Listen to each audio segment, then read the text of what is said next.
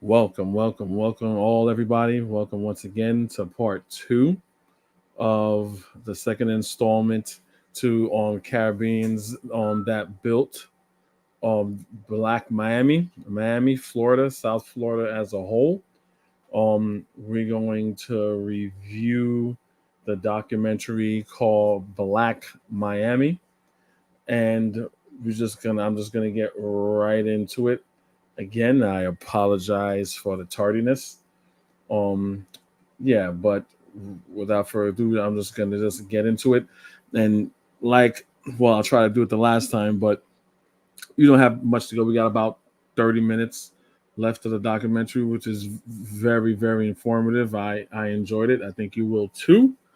And after that, I'll put the link in the chat, and then we can discuss it. So, you know, a little word of advice: anything, have a pen and pad. So anything that comes to your mind, that you want to share during the segment of, when I put the link in the chat to talk about, do that. If you have any good topics or anything you want to add, just write it down in pen and paper. Then we'll discuss it later. So without further ado, we left off at chapter 9, right? We left off at chapter 9, and this is where we are in chapter 9 on Virginia Key Beach and I-95. So let's play it. I came here when I was a boy, of 11 to 12. This was the only place a black person could get into salt water. Virginia Key Beach. This was our beach. Normally we know that there was a sewage treatment plant right around the bend here, but we loved it. We came out here. The state would have state troopers parked on the bridge to keep us from going to Cranham Park, which was the white beach. We were not allowed to go there. But this was just fine as we saw it at that time. The beach was made available to us after the Navy stopped using it to train black sailors to swim during the Second World War. That's how blacks first got on the Virginia Key Beach. It was a military training site for the Navy because the white people here would not allow black sailors to be trained to swim at Cranham Park, the white beach. Blacks could not go anywhere in Miami-Dade County to a beach. And a group of blacks got together and went to Haulover Beach. And Judge Thomas went out there with them. He didn't go in the water, but people like Mrs. Maydell Brainen, who was active in the PTA, and some of the PTA people, they went out there and they went in the water. And when it was reported, they expected to be arrested.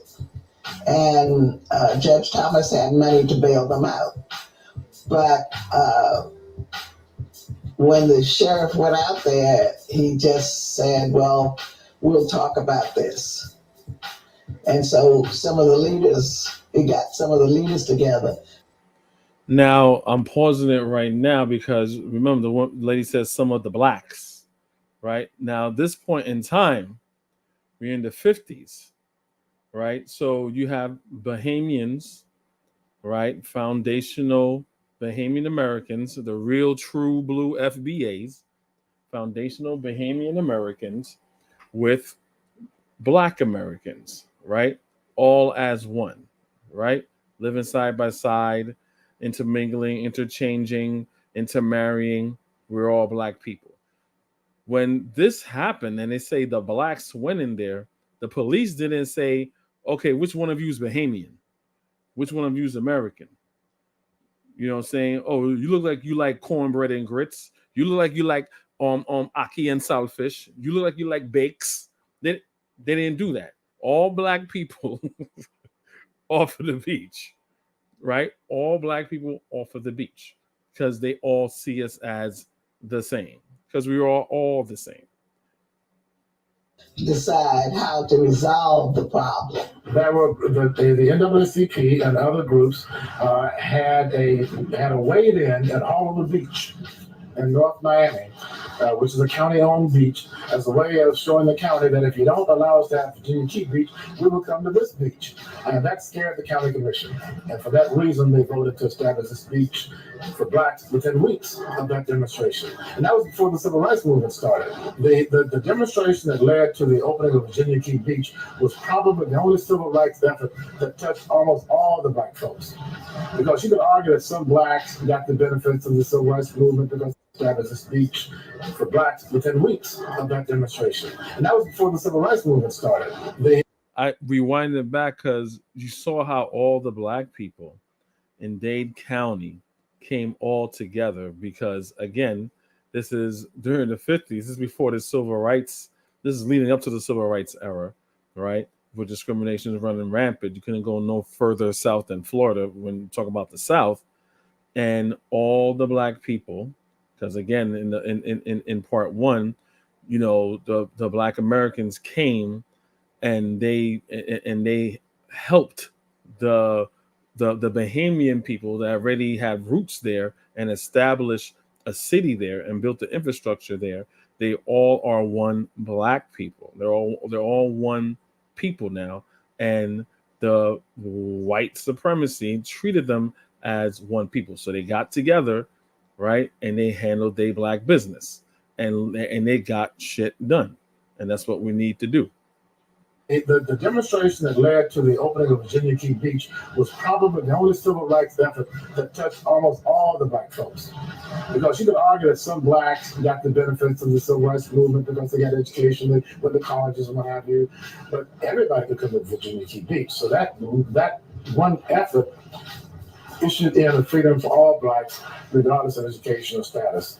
So it was a very, very significant change. In the late 1950s, the interstate system was expanding in this country. This is I-95 behind me. I-95 was put in to go directly through Overtown. It divided Overtown into east and west, so that after this expressway was built, people couldn't have easy access to other parts of Overtown, and people had to move. Overtown went from some 40,000 people down to about 12 or 15,000 people in less than a decade. This overpass behind me is just one of the evidences of how the interstate was built to ride over the community, so that if you didn't really want to see black people, all you had to do was not look down. It only comes down when you get up to the city.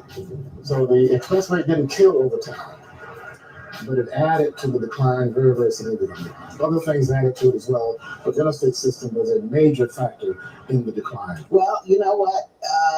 It was called urban renewal. And it meant black removal, I think, because my parents were offered money for their house. And I'm sure that it wasn't the value. The initial thing apparently was, and one of the early... Yeah, I just want to mention this is something they do to all black towns. Again, they're using black meaning. They don't mean, well, we just mean the black Americans. We just mean the Bahamians. We just mean the Haitians, the Jamaicans. They said black. At this time, you know, these people are one people. And this is something that America does all the time. They do some type of quote unquote, like the elder said, some urban renewal, or we need to do this, we need to do that. We need to build this factory, we need to build this plant, this railroad, this street, and it'll cut right through the black neighborhood, displacing black people. They didn't say, oh, well, you know what? Them Bahamians, you know, they ain't like they're better than them African Americans. So let's do it to the African American neighborhood, but it's the same neighborhood, right? Same thing in New York. There was a big black area called Seneca Village, and they kicked all the black people out so they can make Central Park. Like, this story is commonplace all throughout America where there's black towns. So when a fake FBA, foundational black American, or failed bitch ass American, I would say, tell you that, oh, you guys are treated differently, or you guys are not treated the same, or you guys don't know what it's like to be a black American. These are people, they don't understand their own history, because this is about this is Bahamian history as well as American history. This is foundational Bahamian American history. So if they don't know that, then you can always point to the history of Miami during the 50s. I thought supposed to put it over the Florida East Coast Railway right of way. But then they decided to move it west, and it came right through a lot of Overtown. Overtown's population in 1960 was 34,000 plus people, and today it's about 9,500. The expressway is probably the major bill in there. The I-95 helped to tear up the community. And the urban renewal, did the same thing. And I think that, Like, look at that, guys. Like, you can see, like, I guess that's going. I mean, if you guys know on Miami and the I-95, so look like right here. I don't know if you can see my cursor. See how they're building together. You can see one going. This is the north one, and this is the south one, if I remember. Yeah, this should be the south. This should be the north. And you can see how they just demolishing all of the black homes. That's insane. They're demolishing all of the black homes so they can build a highway. Let me see if I can put it back a couple seconds. Like look at that. Look at that. You can see all the homes. Again, I don't know if you can see my cursor, but look at all the homes on the side. And on the top right there, you're going to see I-95 north and south just cut through those towns. That's criminal. That's absolutely criminal. Renewal, did the same thing. And I think that if we had the insight back then that we have today, that we should have stood up for our community. We should have fought for our community. Because now the way it's going, we're not going to be able to say that because it's being taken over by developers.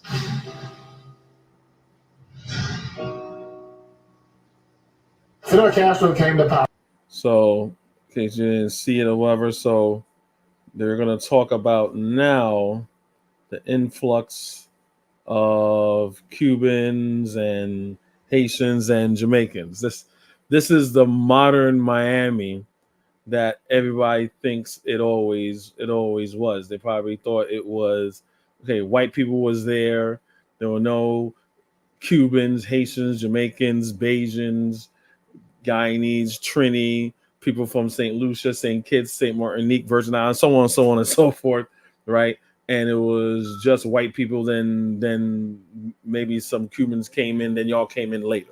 So we all know that's not true. So right now, we're up to the 1960s. We're up to the 1960s, right? So far in the history of Florida, it was, the conquistadores went there and they met the Native Americans and the Seminoles, and you had Bajans, Bahamians sort of that was settling in the South Florida Keys, moving all the way up to Miami, settling Miami, right? And meeting with the Seminole Indians and the Black Americans escaping America, running and fleeing from America out of Georgia into Florida, meeting up with Bahamians and meeting up with the Seminole Indians fighting during the Seminole Wars, right? And then after Seminole Wars was over, these Bahamians that were here already and that were moving up Florida, right, from the South and meeting up with the Black Americans, meeting in Coconut Grove that was established by Bahamians, right? So this is where we are right now. Now you have other people coming in, right? So far, you only had Native Americans next to like nowhere around. So all you have is foundational Bahamian Americans, Black Americans, and Europeans. That's it. So now everybody else is coming in. Just wanted to recap so you guys could know where we were so we can understand where we are now. Fidel Castro came to power in 1960, beginning of the year, and that changed everything in Miami. It changed life for whites in Miami, it changed life for blacks in Miami, and it provided a phenomenon that the country had never seen before. The influx of tens of thousands of people in a very, very short period of time, almost all of them settling in the same place. That was the impact of the Cuban migration, the first migration into Miami. Another one followed in 1980 when the Mariels came in. Yet another large group of of Cubans coming in, and this time with many blacks among them. The first wave of Cubans who came in were basically privileged Cubans who were trying to get away from Castro. They had education, they had businesses, many of them were doctors, teachers. So they sort of fit into South Florida seamlessly, particularly since the federal government, provided a lot of help for them to make this transition as a way of poking Castro in the eye. Those who came.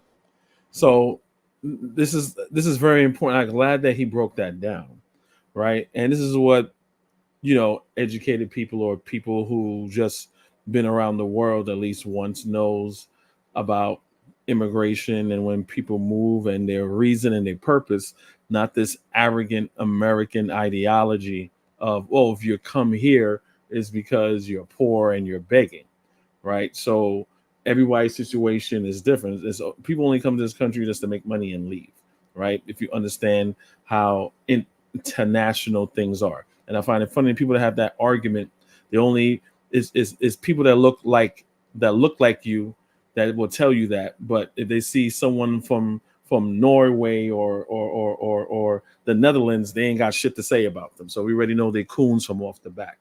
But these are people that were able to come. I mean, I think my brother Afro Think Tank spoke about that, and a couple other people. You have well-to-do people that have money, who's able to come here, make a little money, and do what they have to do. Right? It has nothing to do with them being impoverished or whatever. And everyone that I know from the Caribbean that comes here were very well-to-do people. Depending, it's different. Say if you sponsor someone like, hey, look, I need a leg up or whatever, you sponsor them or whatever. But these are people that always had skills, right? That always had skills. And they're going to go to a market where their skills could be more lucrative. So what do they do? Everybody here from the Caribbean, what do? You stay in the States, you pack a barrel with this, that, you send it back home. Along with the money that you're making, you pack a barrel. Buy that thing don't fit you no more. Put it in the barrel. Oh, you got too much rice, too much. Put it in the barrel. This is something that immigrants do, or anybody does that's a part of the international community. I don't want to go on too long with this, but I find it's something that unless you're married to people that have a global mindset, then you'll understand what is like, hey, I'm feeding my family here, and I'm feeding my family there because I have a home or two there. I have investments there. I have businesses there. But once you locked into this, America is the end all be all, then I can understand the short-sightedness. Sorry to go on so long. Later, in 1980, when the Mariels broke the lift, were more impoverished Cubans, many of them black, a significant number of them had mental problems, law enforcement problems, and they just overwhelmed South Florida in their numbers and in the suddenness of that immigration. But for the black community, it became very difficult because just when people were starting to hire blacks, they hired all these Cubans instead. And so I remember Dorothy Fields saying we went from second class to third class citizens overnight, and I think that's very well said. And this is the thing, again, I'm not going to get too political. I promise. So I understand when, how should I put it? When others will say, well, hey, look, these people are quote unquote taking our jobs and stuff like that. There's opportunities. The thing we have to understand, this is a market. And the only thing that matters is the powers that be and them maximizing profit and paying people a lower wage so they can maximize their profit. So anybody that they could get in order to facilitate their needs at a cheaper rate, then they would hire you at the average livable rate. They're going to do the quote unquote financially responsible thing for their business. Now, I think the conversation needs to be more around, well, we need to get ourselves together and compete collectively in this market due to this influx of new people, because now we're third class citizens. When they came, they got privileges that American black colors didn't have. Our government was able to give them things that we didn't get. So naturally, there was this jealousy there of all these people coming to town and then able to get jobs. And most colored felt that they were taking the jobs from colored people. My late husband, who wasn't my husband at the time, but was president of the Miami branch NAACP, was saying that they were not taking your jobs. We didn't want those jobs. The blacks had gotten to a point that they no longer wanted to be waiters and doing all the things on Miami Beach. And so these people came and they were willing to do that. And you had to give them credit for what they did, because a lot of people who came were already professionals. A lot of doctors, a lot of nurses, a lot of lawyers that all came. And they didn't mind doing almost anything to make a living until they could get to where they wanted to go. And it was Exactly. I keep saying this all the time. I don't know this woman. Well, it doesn't even really matter if she's Black American or Bahamian or mixed. That is the truth. That's been my experience when I see my parents, when I see other people come over here. They say, "What you used to do back home?" It's without, obviously not all Black Americans or whatever, but to the people that don't understand, like, my parents were police officers. My mother had clerical skills, right? She came over here, right? And she was doing jobs that now that I've grown up and I understand why Black Americans won't do those jobs is, I'm not cleaning for white people. I'm not doing that for white people. I'm not doing that. I want a job. Fine. That is your right. And it's understandably why you won't do that. So if you're not doing that, there's a vacuum for people to do that. My mother was cleaning up white people's houses, right? To the point where she did what she had to do until she ended up where she is right now, right? Not tooting, I'm going to toot my mother's horn. To the point where people think that my mother has like a master's and this, that. My mother's in her 70s. She's on her like fourth home. She it's three of us. She moves and, hey, I want to get a job here. She moves and she buys houses. She is well accomplished. She has American friends. Like, how did you do that? Coming from another country. And she would tell them the stories. And she's like, wow, I commend you for doing that. Things that my mother is clueless on. Her American friends, well, hey, look, this is what you got to do in order to do that. And they helped each other. My mother has a friend named Mary Ellen. I mean, they've known each other since forever. And a couple others, right? They live in Georgia now. She used to live in New York. They moved to Georgia. They live in Georgia, right? They helped each other. Mary Ellen, being a Black American, is like, these tethers and these Guyanese and da. My mother, they go like, oh, these cornbread bullet bag welfare. That's insane. We're all the same people. So when this woman is saying this, it speaks volumes of what's going on right now. Even in this country with immigration, you have, why? Because you have a lot of Americans, no matter who you are, Black, white, indigo, or whatever, you're not going to go out in those fields and pick oranges and strawberries because it doesn't pay you a living wage. Like, the hell with that. What I think I didn't go to college to work in the field in the hot sun like my ancestors. I'm above that.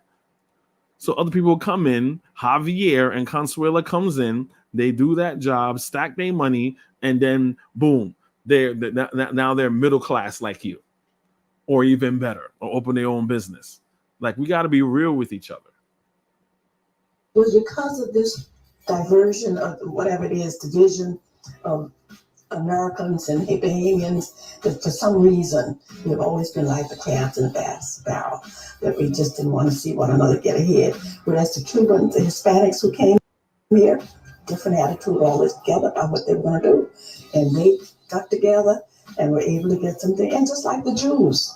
And when the Jews came and they were on Miami Beach, and so that these people came and they were willing to do that instead. And so they got. I have to play that again because I think this part is extremely powerful. I have to play it again. Privileges that American black colors didn't have. Our government was able to give them things that we didn't get. So naturally, there was this jealousy there of all these people coming to town and then able to get jobs. And most colored felt that they were taking the jobs from colored people. My late husband, who wasn't my husband at the time, but was president of the Miami branch NAACP, was saying that they were not taking your jobs. You didn't want those jobs. The blacks had gotten to a point that they no longer wanted to be waiters and doing all the things on Miami Beach. And so these people came and they were willing to do that. And you had to give them credit for what they did because a lot of people who came were already professionals. A lot of doctors, a lot of nurses, a lot of lawyers that all came. And they didn't mind doing almost anything to make a living until they could get to where they wanted to go. And it was because of this diversion of whatever it is, division of Americans and Bahamians, that for some reason we've always been like the crabs in the barrel, that we just didn't want to see one another get ahead. Whereas the Cubans, the Hispanics who came here, different attitude all together about what they were going to do. And they got together and were able to get something. And just like the Jews.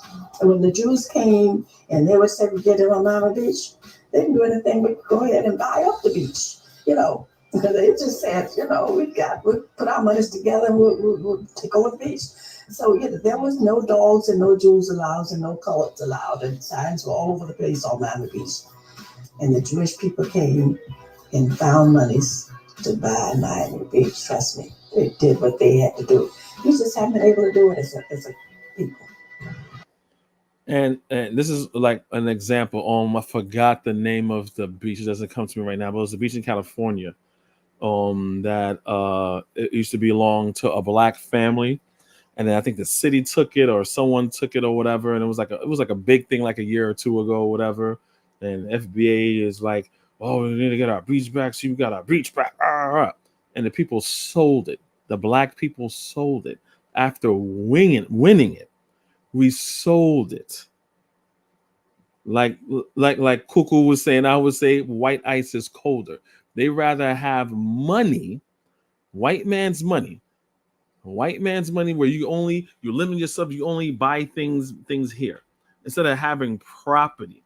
That could have been once again a black beach, black owned, open up to the public. They could have hired black people to facilitate all the needs to that beach and open up. Like, you know what, you got Atlanta, that's the biggest district. Let's get some black investors, right? You're fine. You don't like Africans. You don't like them African booty scratchers. You don't like them jerk chicken, ashy Caribbeans. Fine. Think about your own people, right? Again, not saying all black Americans, but I'm saying just try to capitalize on what the elder just said. It's like we don't want anything. It's like we just think about ourselves. It's extremely selfish. No other people are selfish like that. And it's like we're selfish and we're small-minded.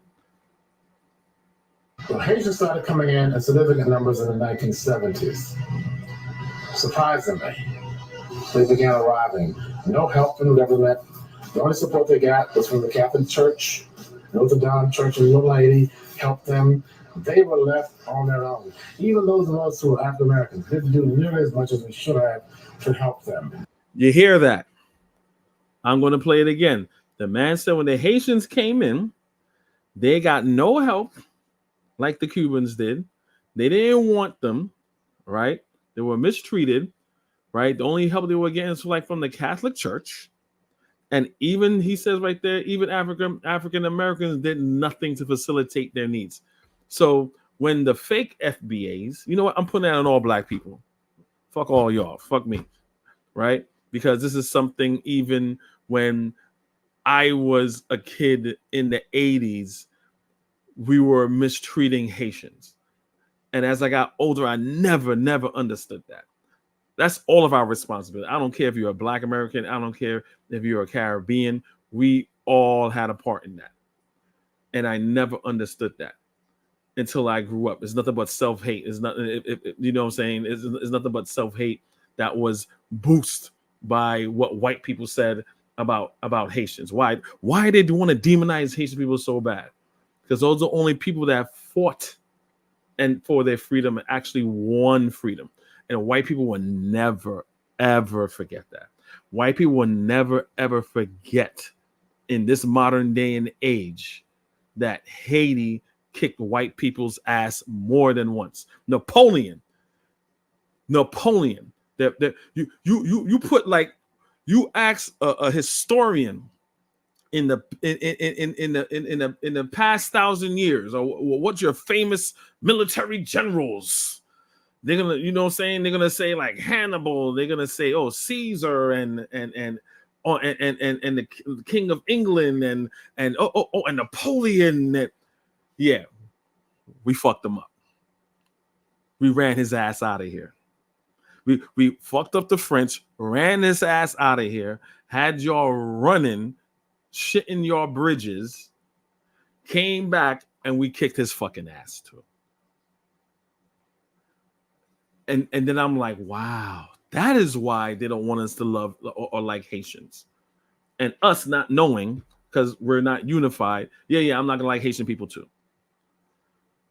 So you have the US government not helping out Haitian people, and you have Black people resenting Haitian people. We should be ashamed of ourselves. So when FBA is saying that, oh, we fought for you to get here, bull fucking shit. You did nothing to the Haitian people. You didn't facilitate anything for Haitian people. So stop it. Stop the bullshit. Own up to your fuckery. Surprisingly, they began arriving. No help from the government. The only support they got was from the Catholic Church. Notre Dame Church of Little Lady helped them. They were left on their own. Even those of us who are African Americans didn't do nearly as much as we should have to help them. But they came in looking for work, looking for freedom, just like the Cubans from Duvalier and others after Duvalier, but they were treated shabbily by our government.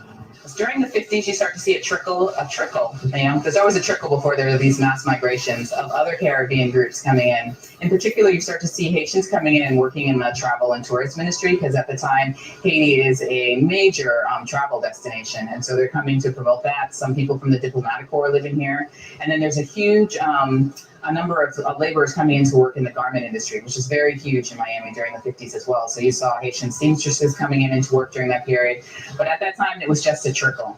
You don't start to see mass migrations of Haitians moving in until the 1970s. Well, I have never heard of the U.S. government locking out Swedes, Norwegians, Germans, any white folks who want to come here. They more or less have an open access into this country. The browner people become, the darker people become, the less welcome they are in America. Make America great again. That is the American agenda. Yeah, I'm gonna make it a little political real quick. That's why I don't understand Trump supporters. I just fucking don't. Right? Because we all know he calls African countries shithole countries.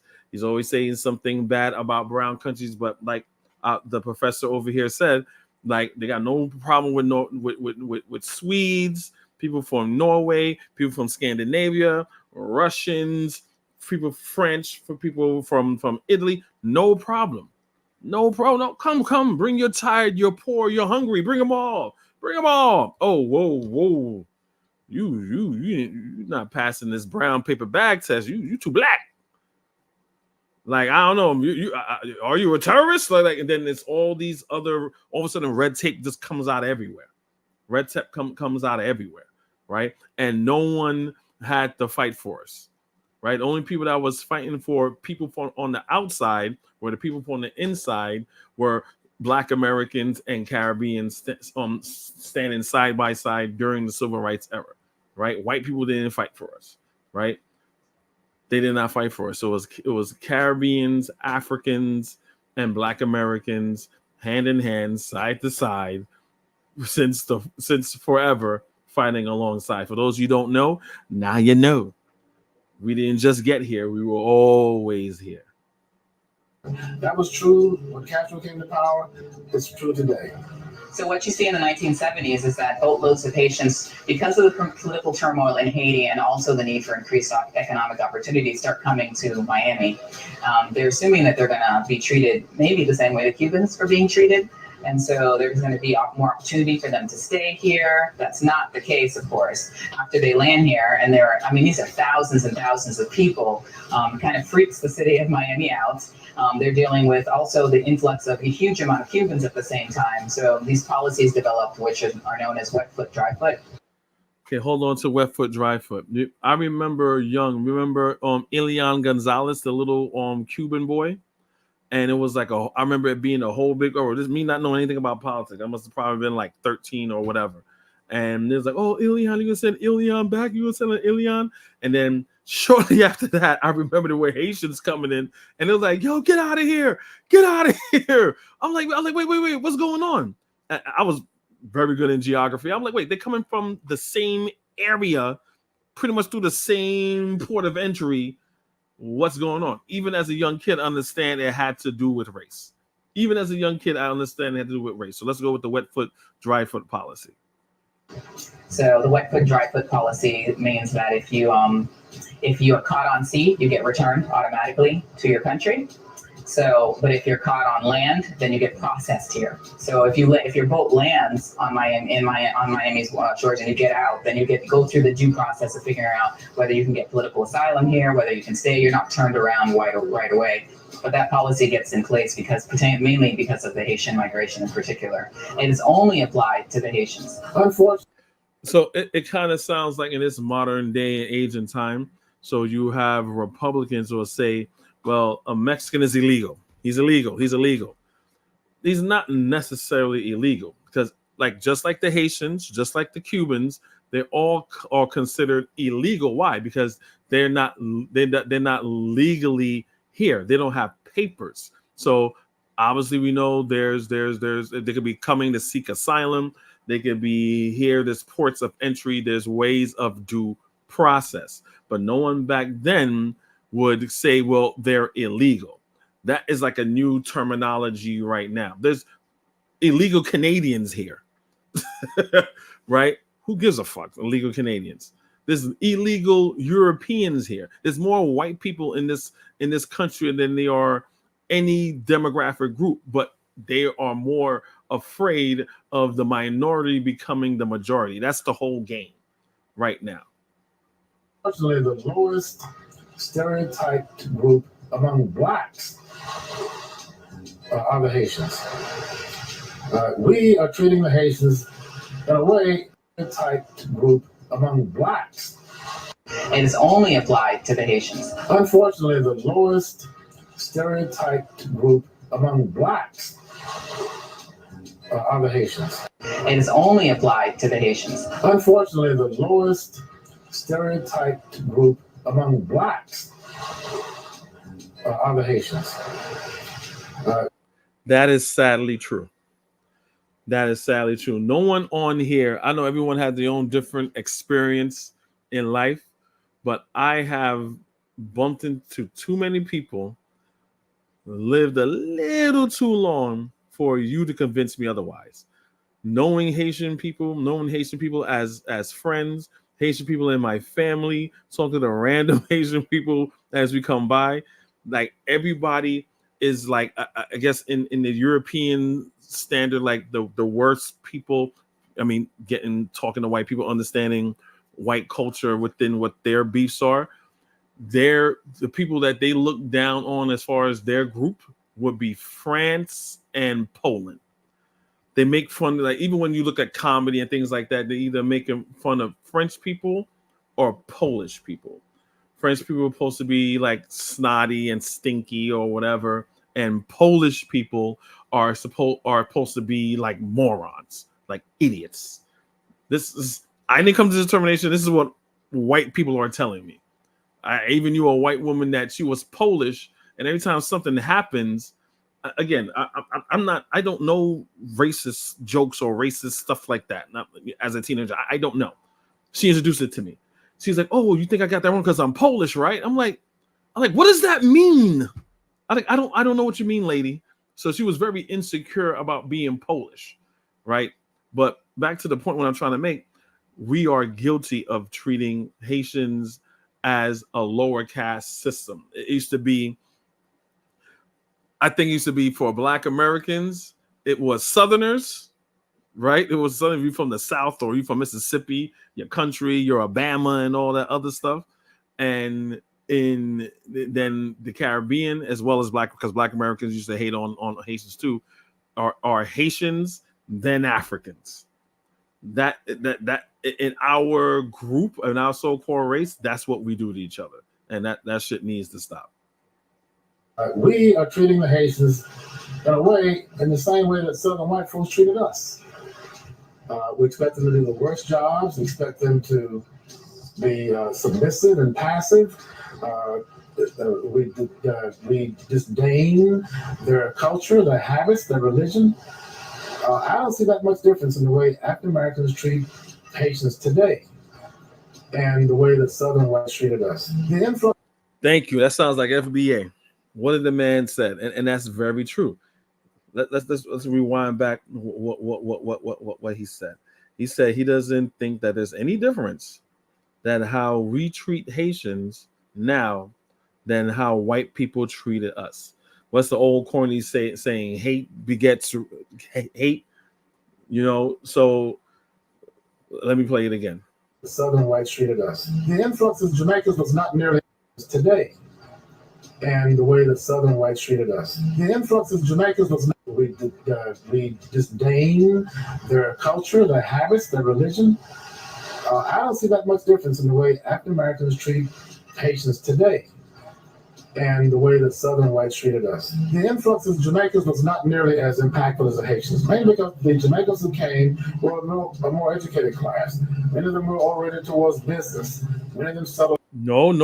According to Tariq Nasheed, they're a fleeting jerk chicken tether. I'm sorry. He had the meme with a yard man with a plate of jerk chicken and some plantain or something like that, running with a boom box. I'm like, what the hell is going on, right? But according to Tariq Nasheed, according to foundational bitch ass Americans, those are what Jamaicans. Those are what Jamaicans are. I was not going to put up the meme. I mean the thumbnail, because you guys check it out for yourselves if you got time to look at that bullshit. The Southern whites treated us. The influence of Jamaicans was not nearly as impactful as the Haitians, mainly because the Jamaicans who came were a more educated class. Many of them were oriented towards business. Many of them settled in North Dade, Dade County.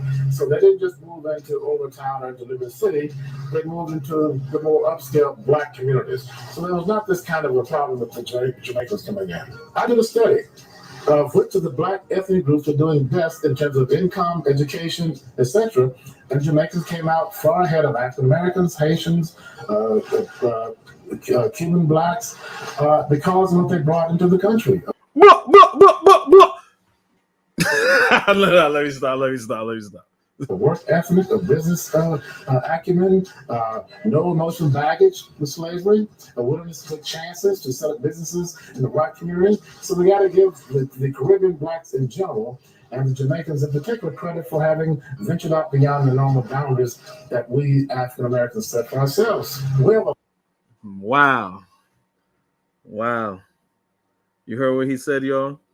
Again, no disrespect to my African American family. You're all my family. I'm not even going to go into explain why you're my family. But this is what we've been saying all along. This is one of your own. If you're going to play the whole, if we're going to be tribalistic, right? This is something that we've known all the time. So FBA will say, well, no, you don't understand slavery, what we've been through, which is bullshit. Like Black people just grew out of the ground of Jamaica next to a goddamn ackee tree in between. It's like, no. We know what it is, but we're so like the Bahamians and other Caribbeans, we're so far removed from slavery. We don't have that mental block of, well, I can't do this. I can't do that. Oh, because the white man this and the white man that. Yeah, we know that. But if we see as an opportunity to do it, let's do it and let's see what happens.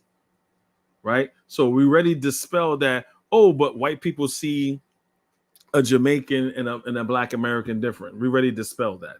And that notion, as I keep playing this, is going to be dispelled even more. We have a lot of growth to do, just as Black people, to come together for mutual goals. Now we got to give the Caribbean Blacks who came out far ahead of African Americans, Haitians,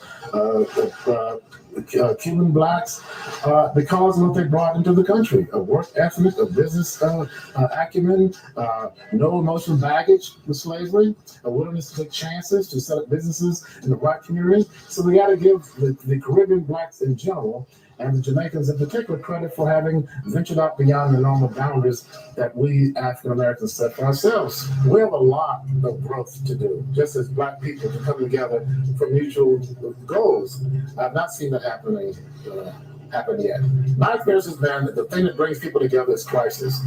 If you have somebody shooting water hoses and putting police dogs on Black folks and showing it on television, a lot of people move to action. If you have dead bodies washing up on the shore of Biscayne Bay, or Haitian bodies, it moves people to action. If you have some sort of incredible act of atrocity against people, it brings us together. Even natural events bring us together.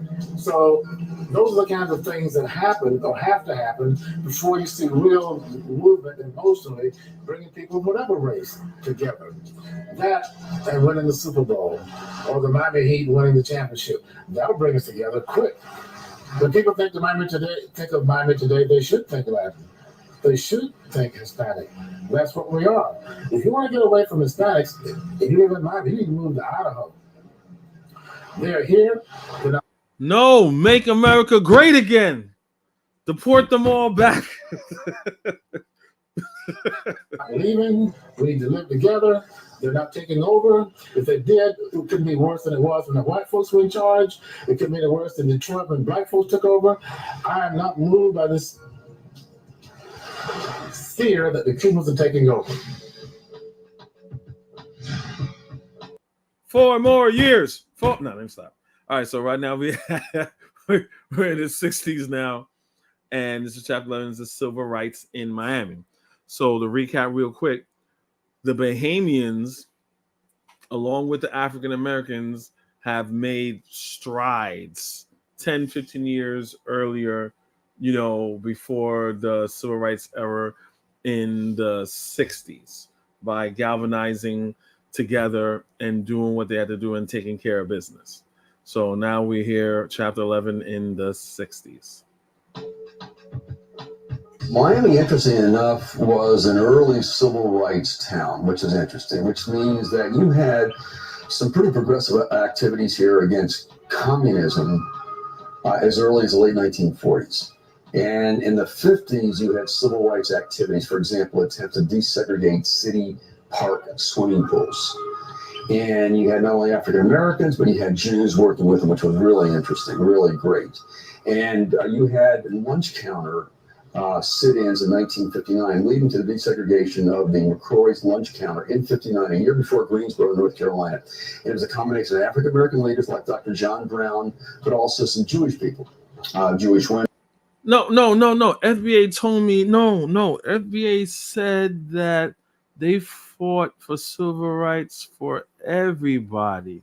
They fought for civil rights for Africans, dirty, stinking African booty scratchers, dusty Caribbeans, women, white women, and stuff like that. There was no Jews. What are you talking about? Of course, there were freaking Jews. There were Jews that were helping along with the civil rights era, right? Bernie Sanders was a part of the civil rights movement. And let's not forget, they had two Jewish boys from New York here. I think at least one of them was from New York here. And they were going to a march, right? And the Klan, along with the sheriff, because the sheriff is the Klan is the sheriff, pulled them over and shot. It was one black boy and two white boys, killed them both, shot them both in the head. Right? So this disrespect, self-proclaiming that black people, black Americans alone fought for civil rights is bullshit. Is bullshit. Any decent person was fighting for civil rights. The majority of white people weren't doing it, but I would say a good, decent amount of white people stepped up to the plate, right? You had a good amount of white people that stepped up to the plate, right? And we know Africans and Caribbeans were always here doing it. Women, some Jewish men, mainly Jewish women, and of course a lot of black ministers involved in that. Martin Luther King was a visitor here on way more than one occasion with civil rights stuff. So I see Miami as quite progressive in terms of the civil rights movements. One of the reasons why people don't recognize Miami as having that civil rights movement is because Miami is this tourism town. It's always been a tourism town since the beginning of its period of time. And so it's very concerned, the leaders are very concerned about its public image. So they don't want television picking up news of blacks protesting and bringing up issues of racial discrimination. That it's going to cut your tourism down, right? People aren't going to want to come. They're going to have a bad image of Miami. So what's different about Miami from other... I find that a little bit interesting. They're in the South. People know they're racist, but they don't want to give the image of racism, even though they had signs saying no dogs, no Jews, no coloreds allowed. It's like, I don't understand white people. And I think that's what Malcolm X said. At least he respects the white man in South Africa. At least the white man in South Africa says what he means and means what he says. You know, versus here, they'll say, oh, yeah, you got all the rights. You know, but again, it's separate but equal. Other places is at the point in time when blacks are protesting, when they would bring up a point like that lunch counters needed to be desegregated or beaches needed to be segregated, you'd see all of these backroom meetings where white leaders are meeting with black leaders and they're talking about what they can do to get things changed and done together. So they're working on a more cooperative level than you see in other states, because whites are very concerned about making sure tourism doesn't die, and it's to the advantage of blacks here. So I think things get done faster, or at least a little more cooperatively than you see in other cities.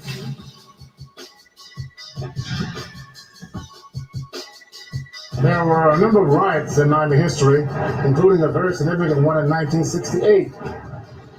But the darkest day in Miami history started here in 1979 at this spot where Arthur McDuffie, a young black insurance man, was set upon by at least a half dozen white Miami-Dade police officers and beaten to death.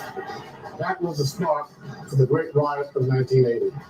McDuffie was speeding, coming up northeast Miami Avenue, and here at Northeast 38th Street came to a halt. There were several police officers chasing him, and once he stopped, they set upon him, handcuffed him, hands behind his back, and with McDuffie on the ground, started to beat him.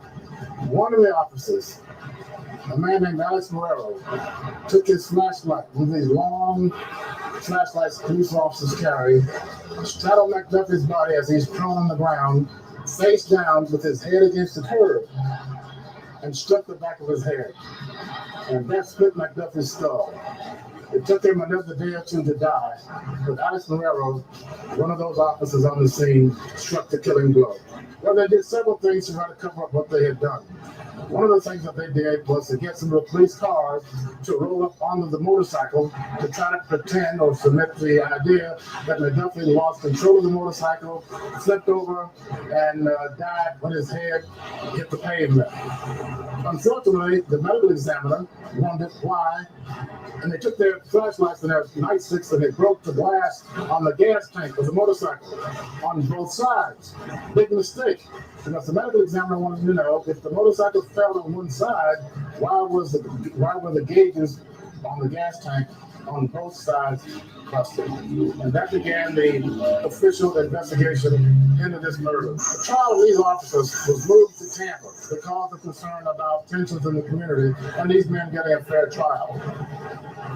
On May 17th, 1980, this all-white, all-male jury in Tampa that heard this case came back with not guilty verdicts for all of the officers involved. And that sparked this riot. Blacks in Miami-Dade County did not riot because McDuffie was beaten to death by police officers. The beating death of McDuffie and the riot itself was several months apart. The riot happened because the people who did it, who committed that murder, got away with it in a court of law, and blacks were simply outraged. Arthur McDuffie was a young insurance man, a former corporal in the United States Marine Corps, father of at least 2 children, no police record, and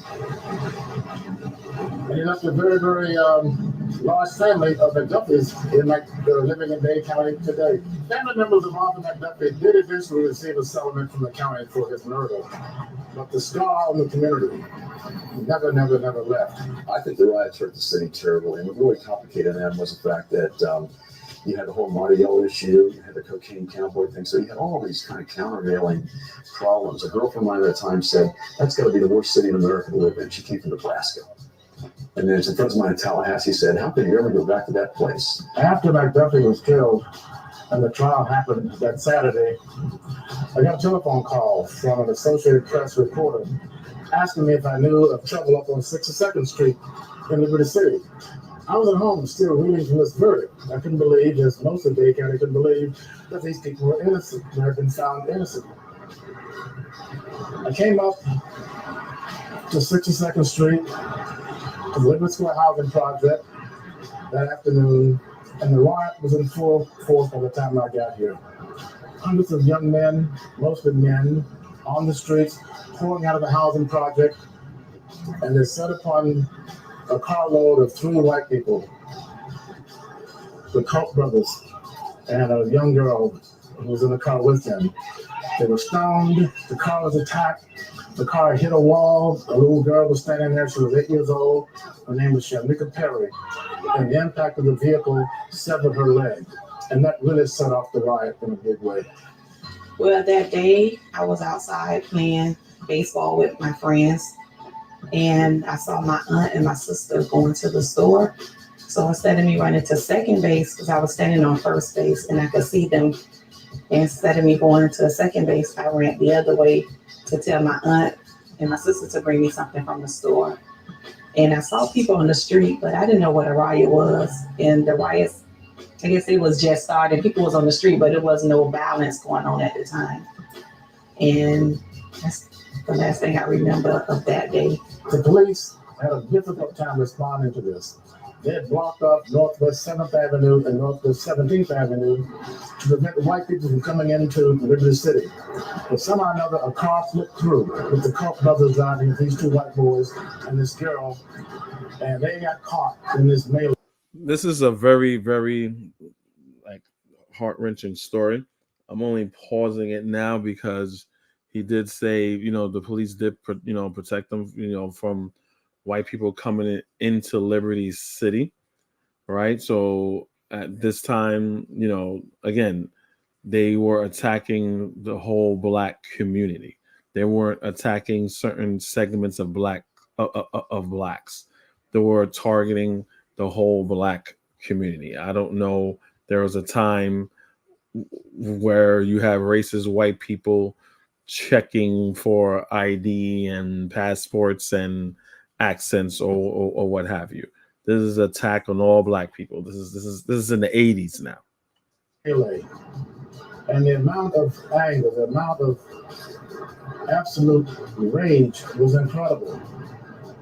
I saw a group of 20, maybe 30 young Black men around these 2 boys. They were on the ground, and they were using a Miami Herald newspaper box that you get the street newspapers in to crash down on this boy's head repeatedly. And then there were hundreds of people watching, including me. It was as horrible as any lynch mob in Mississippi because it was purely motivated by rage and race. I called the police department to tell them that there were people being killed on 62nd Street. They told me they weren't ready to come up yet.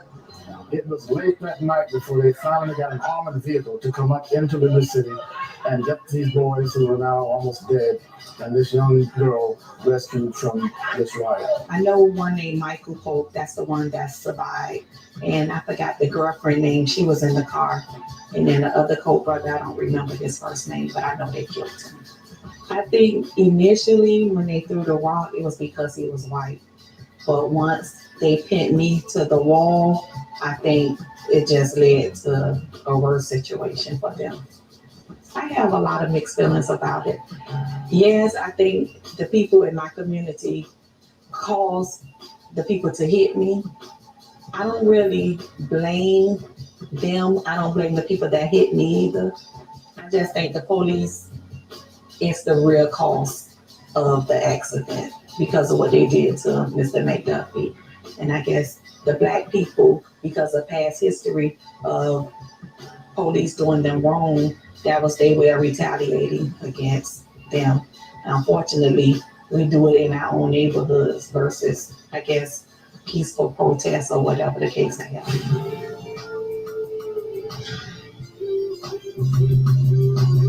I would tell them this is one of the best places in the world to live. If you come here, you want to be, I say hi and good morning, good afternoon, and how y'all doing to everybody out there, and just be, that everybody, we're all God's children. And somebody's just waiting for somebody to say good morning to them or good afternoon or hi, or how's it going, or how you doing today. And I think if we could just get along and live in communities where you could just speak to people and have people understand that none of us are so powerful that we can't relate. And I don't care how much money they've got out there, it's not going to do you any good if you don't help somebody else with it. And so I'd like for all the athletes to know that I want them to get it together and go into communities and help in communities, and especially in Black communities where the help is needed. Everybody want to do something on Mama Beach, or they want to do something on Bal Harbor, or they want to do something where other people are doing it already. In areas like Coconut Grove and Overtown and Liberty City, where all those Blacks with all that money, all the athletes who come to this town, they talk about South Beach. They don't even know they live in Miami. They don't even know they live in Miami. They think they live on Miami Beach. That's a very good thing too. I mean, there's no question. Before it used to be, oh, we don't have the opportunity. If you give us the opportunity, and we could do it for ourselves. It's like everybody. Again, I'm on the other side of the fence, obviously, but it seems like the moment we have black slaves get rich, it's like they just do for self. I'm not saying that they don't donate or give, let me get $25,000 to my school, let me get books here, let me give school to store, and let me buy them backpacks. That's nice, and it may be, I may sound like a jerk or whatever by saying, well, they need to give more than that, something that would change the dynamic of the community. I'm not even saying it has to be one person, but if you have someone of the caliber like Oprah, LeBron, right? I was about to say P. Diddy, right? Tyler Perry. If these people were to come together, right, with as much money they have and much political and economic pull that they have, you're going to tell me that we can't get like a town or a city or something to that caliber that pays? I'm not just asking for like a handout. I'm like, hey, look, build a school that has good books, right? And has all the amenities and stuff like a white school has. A hospital, right? You could build things in the community that's lucrative, that you would get, you make an investment on, you get money back from the community as well as the government. I just don't understand. But again, I love this. I love the elder here. What she's saying makes a lot of sense. You hear them talk about, I'm going to South Beach. They're coming to Miami. And so Miami is the place they ought to want to help see change. Study its origins. Study the origins of the Black community in Miami. Why were they living where they lived? Or why were they confined to certain jobs? Why were they disempowered? How have they fought that? How have things changed? I study the origins and compare today with that. For example, little things like we've had a Black police chief. Oh my God, we didn't have a Black policeman until 1944, and he had limited powers. or you've had a black school superintendent. Africans didn't even have a high school till 1927. So there's been a lot of improvement, but I think in order to appreciate the changes, both good and bad, you need to know what happened at the beginning. So I'd say study its origins to understand what was it like then and how it's changed today. I wish, I think the thing I wish people would realize most about Blacks in Miami is that we were there from the beginning of Miami's incorporation, and that we played a fundamental role in the development of the city through labor, through building of communities, through fighting for change. There was discrimination here, and fighting for change from the early period of times, from the early 1900s all the way through the 1960s.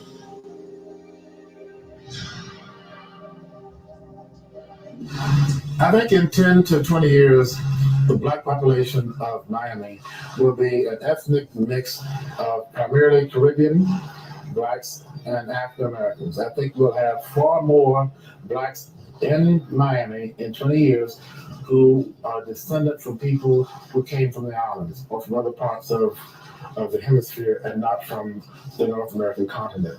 It is inevitable. It's not necessarily bad. It's just the nature of change that we can expect. No. We gotta get all them tethers out of here. No. Just my Black American Seminole Wabo Black Americans. No. Them tethers gotta go. Given the geography of where we are, this is going to happen. Even today, unless a black person opens his mouth or her mouth, you don't really know who you're dealing with. The third. Thank you. I'm gonna pause it right there. That is so true. That's why I guess some FBAs get mad at me because they was like, "Oh, I didn't know that." But me growing up here, right? I could put on my accent, I could take off my accent or whatever, right? A lot of people could do that. So I've been in spaces where people would assume that I'm Black American, and Black Americans would assume that I'm Black American. And if we're talking about an African or a Caribbean, all of them, not all of them, of course, but they would say some disgusting, despicable things, right? And I'm like, oh, okay. And then I let them know, then they try to backtrack.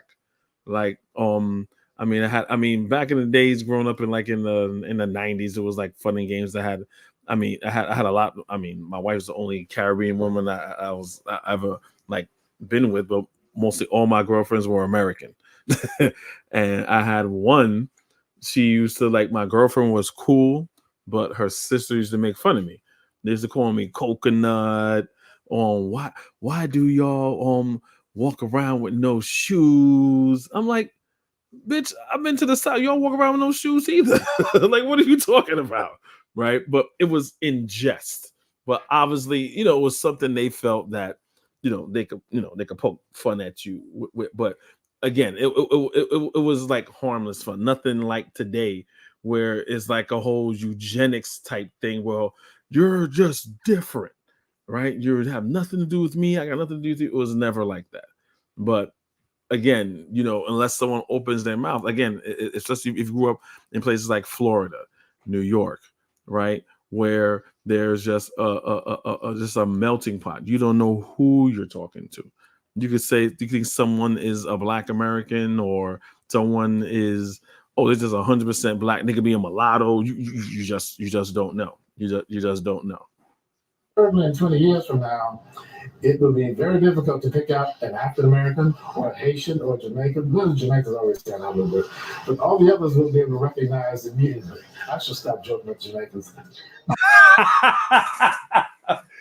Yo, why you getting on Jamaicans? Yo? He's like, yo, Jamaicans stand out. I don't know, you know them. I'm like, let me stop talking about Jamaicans. Or Jamaican. Well, Jamaicans always stand out a little bit, but all the others will be able to recognize immediately. I should stop joking with Jamaicans. I think Blacks in Miami, they're in the best position they've ever been. I think that this era when the Hispanics made a third-class citizen, I think that is somewhat passing. I think what is threatened today, it may be the Anglos, but not really. I'm just joking about that. No, you're I not. think that there are a lot of today, people really respect people for who they are. If you're a jerk, you're a jerk. You're a jerk first, and then maybe the color of you or your ethnicity second. Well, I think that we need to become more powerful in the positions that we have. We have some Black people in some strategic positions, but they're not using those positions to benefit the Black people. It's almost as if they're afraid that if they turn around or if they do something, they'll be gone. And you know, this has not been my experience. My experience is that you stand up for what you believe to be right. And so, as far as helping the Black community, I don't see people who are in positions doing that. They got the position, but what's going on? How are they helping the people who are in need of help? How are they helping the institutions? How are they helping to push the Black institutions that are struggling? Where are they? I think we've come a mighty long way. I think that we've made some inroads. I think we made some progress, but I also think we've got a whole lot way to go. I'm not happy with everything that's happening, but I'm happy to see that things are changing and that people are beginning to see the importance more and more of why it is that we have to be out there and be a part of what's going on. And having people understand that they need to do more volunteer stuff and not always have to be paid for everything that we do, because there's not that much money out there to just give away. And so we got to work for it. And I say to young Blacks all the time, don't wait for somebody to give it to you. They're not giving it to you. You got to work for what it is that you want out of this life. But I think a whole Amen. Amen to the elders. Don't wait for no one. You got to get it yourself. You got to get it yourself. You can't be hat in hand all the time. Even though you deserve something as far as reparations, you have to get it yourself. new day is arriving and has arrived. And I see it in the tours I do, the talks I give, especially like the Chamber of Commerce and Leadership in Miami. I see so many fantastic young African Americans. I think a new day is arriving. The problem is we got to take care of yesterday, and that would be, what are you going to do with Overtown? And what are you going to do with Liberty City? But I see with so many sharp young people I see, I think Marvin would say the same thing. He taught at FIU. He saw a lot of this coming up. I just see a whole new day already here. But what are we going to do with yesterday? So that's the problem. The struggle is not over. The struggle is still here because you have now a different culture becoming the majority, and everybody else is becoming the minority, and therefore you got this struggle.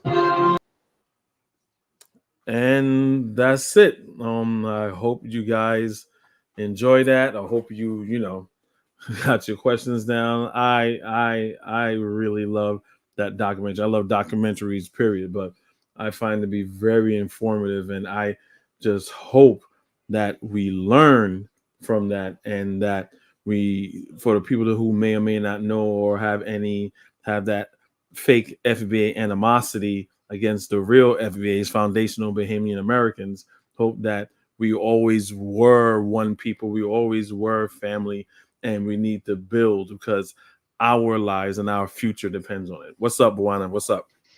Kofi, excellent documentary. I learned many things.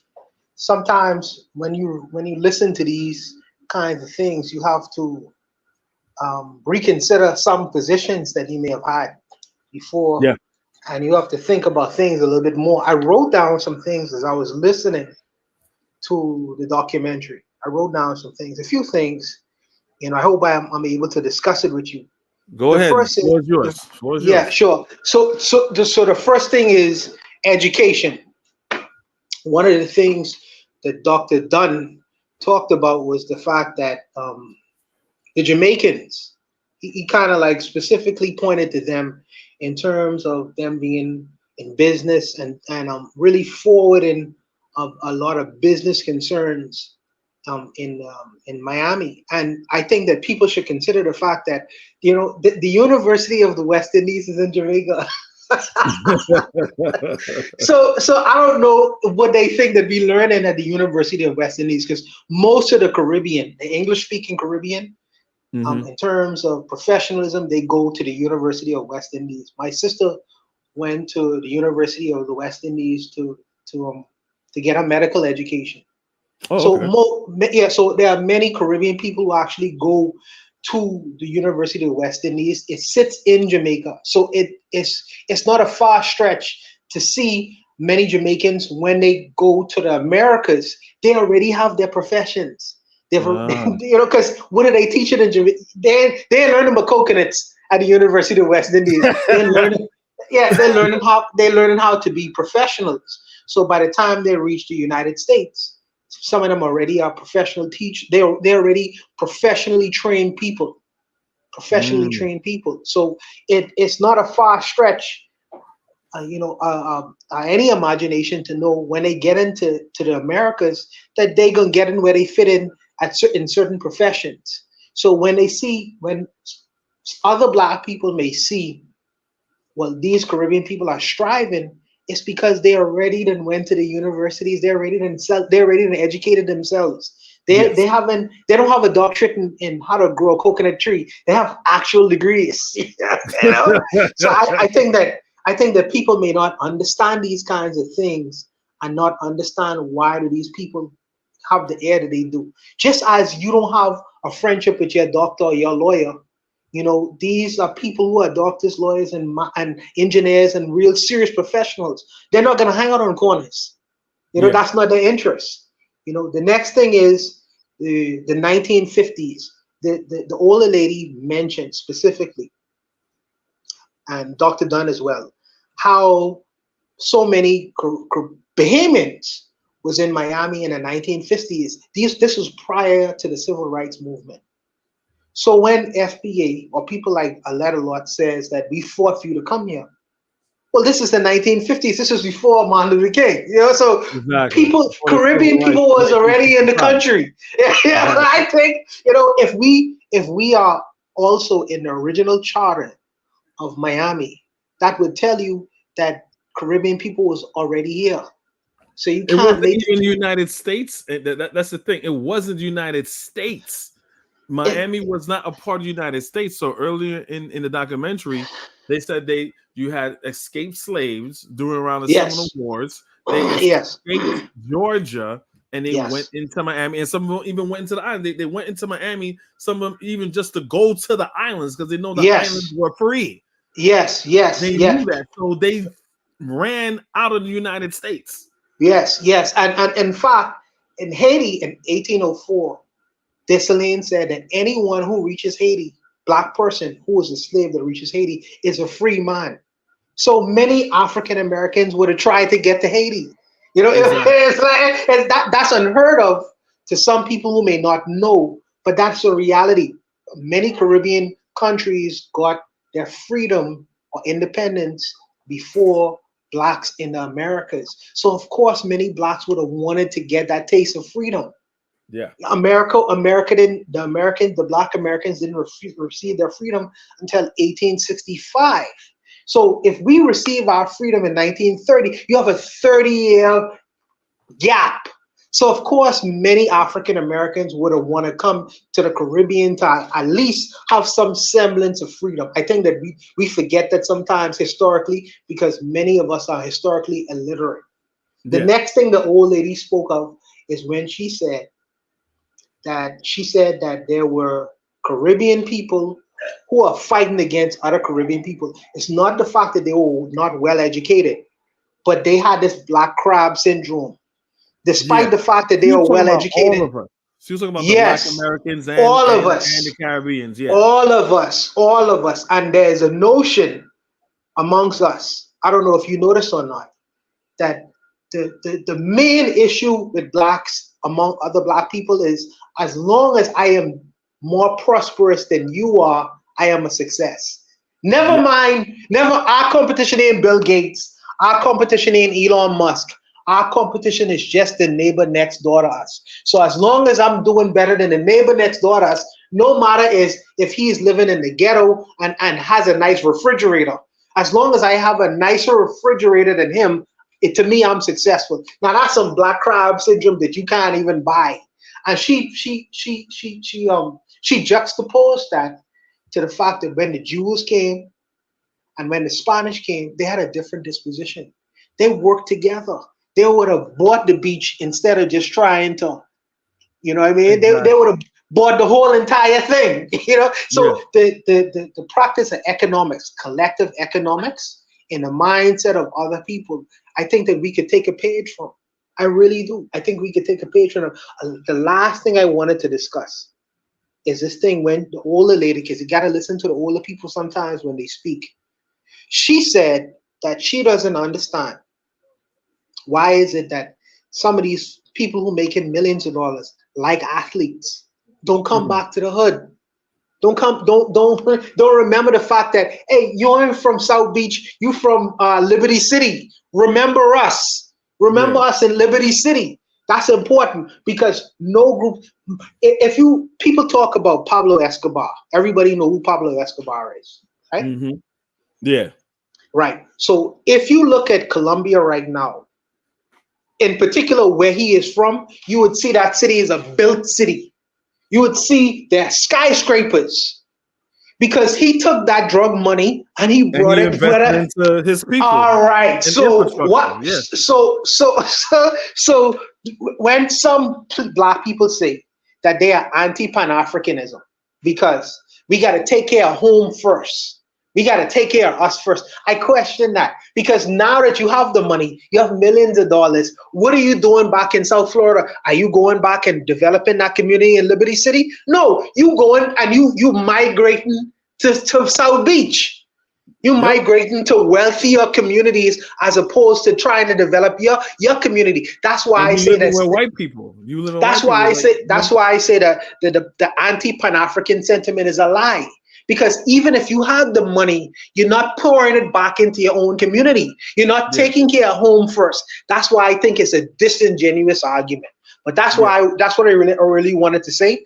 I don't know if someone else wants to come up to contribute, but I really wanted to just put that out there for you to just to consider. No, you're absolutely right. And the thing is, like, people like, I don't understand people like, like Tariq Nasheed and all these people that, like, I get, I understand. I'm kind of like in the camp of Umar Johnson of, well, hey, look, if you're bunny hopping and stuff like that, I don't know.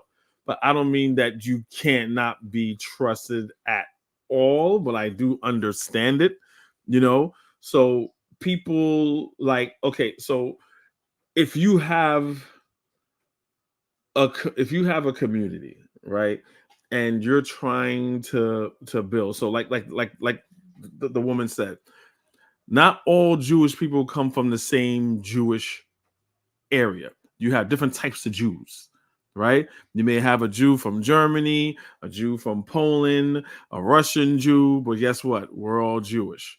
And that sign is talking about you and me. It didn't say, oh, only Jews from Poland, only German. It just said Jews, right? The Hispanics said the same thing. Oh, we're all not wanted, right? You know what? And we got plummet. Black people are the only people that says, oh, they ain't talking about me. They talking about you. You know what I'm saying? So for me to get in their good graces, let me, you know what I'm saying, again, with that whole crabs in the barrel mentality, which is something that I mean, sadly is what, what we're doing. But you hit the nail on the head with a lot of points. Again, my whole main goal for this is just to give the backdrop of the history, so so people that are misinformed can't, like, be like finger waving. But I think those people that are finger waving were like disingenuous anyway, because they didn't want to know anything. They felt like, just like the own Professor Dunn said, and it was like, hey, look, we treated the Haitians just as bad as the white Southerners treated Black Americans, and that is true. Because then you have people, again, like when you were saying, like the lady was saying, Black people move out the neighborhood, and what do? They don't go back and build the neighborhood, right? They don't go back and build the neighborhood. So you have people like like I said before, like, for example, like Oprah Winfrey and all these people, they don't come back and they don't build anything, right? But at the same time, I don't know. It's just very frustrating. It's just very frustrating. No, I understand that it's a risk, because if Oprah, let's say Oprah, I don't know, is Oprah from Chicago? I don't know. No, that's where she ended up working. I think she's already from like Mississippi or Alabama or something like that. Okay, so I could be wrong. the only thing I'm saying is, if a billionaire like Oprah, a few times over, she could really affect the lives of many people in Mississippi or Alabama, a place where she is from. But the problem with that is, in the Americas, you have legal implications when you decide to do certain things. Let's say Oprah builds a school, or let's say Oprah opens up an apartment complex. If someone is harmed or hurt, legally they could always go after her. Now, her intention may be a very good thing, but because of all of the implications that could possibly happen, because these white folks can come after you, man. They're going to look for these loopholes to come after you. I understand why she would say, well, it's a risk. Let me try to help other Black people in other places. I understand it, because in the Americas, there are checks and balances. And sometimes people sue you frivolously. But I would just only say that there should be some mechanism in place for a person like Oprah, a person like LeBron James, a person like Michael Jordan, to at least be able to reach back and help. Maybe he could influence the life of 10 people. Billions of dollars, you could influence the life of 10 people, and that would have a ripple effect into generations. You can't keep it all to yourself, and you can't take it all with you. And I'm not saying that how you should spend your money. I'm just saying that, brother, you can't just be a billionaire all to himself. Kanye West is a billionaire, but Kanye West is on no platforms anymore. They have deplatformed them. The Jews collectively have gotten together and say, if he speaks, it won't be on our platforms anymore. Therefore, I can't be mad at that, and I can't be mad at that. I always said Black people in America have a very low bar of self-image. We have no problem as a collective, right, of being portrayed in a certain way, because you always have a other big group of segment of Black people of saying it's just TV, it's just this, it's just that. You're taking it too serious. But if you say something about Jewish people or gay people, you know what I'm saying, in jest, oh my gosh, you're homophobic. Oh my gosh, you're anti-Semitic. But what's wrong with us saying nigga all the time? Come on, man, nigga. Come on. What's going on? What's wrong with that?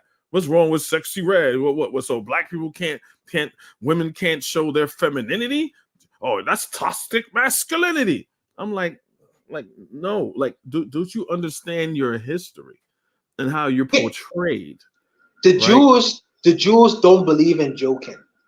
They don't believe in that. You can't tell jokes on a public platform on their behalf if you're not a Jew, and they won't come after you. But for us, Tariq Nasheed, he could not only make memes, but he can make disgusting memes about other Black people, and he'll be invited on Vlad TV for an interview.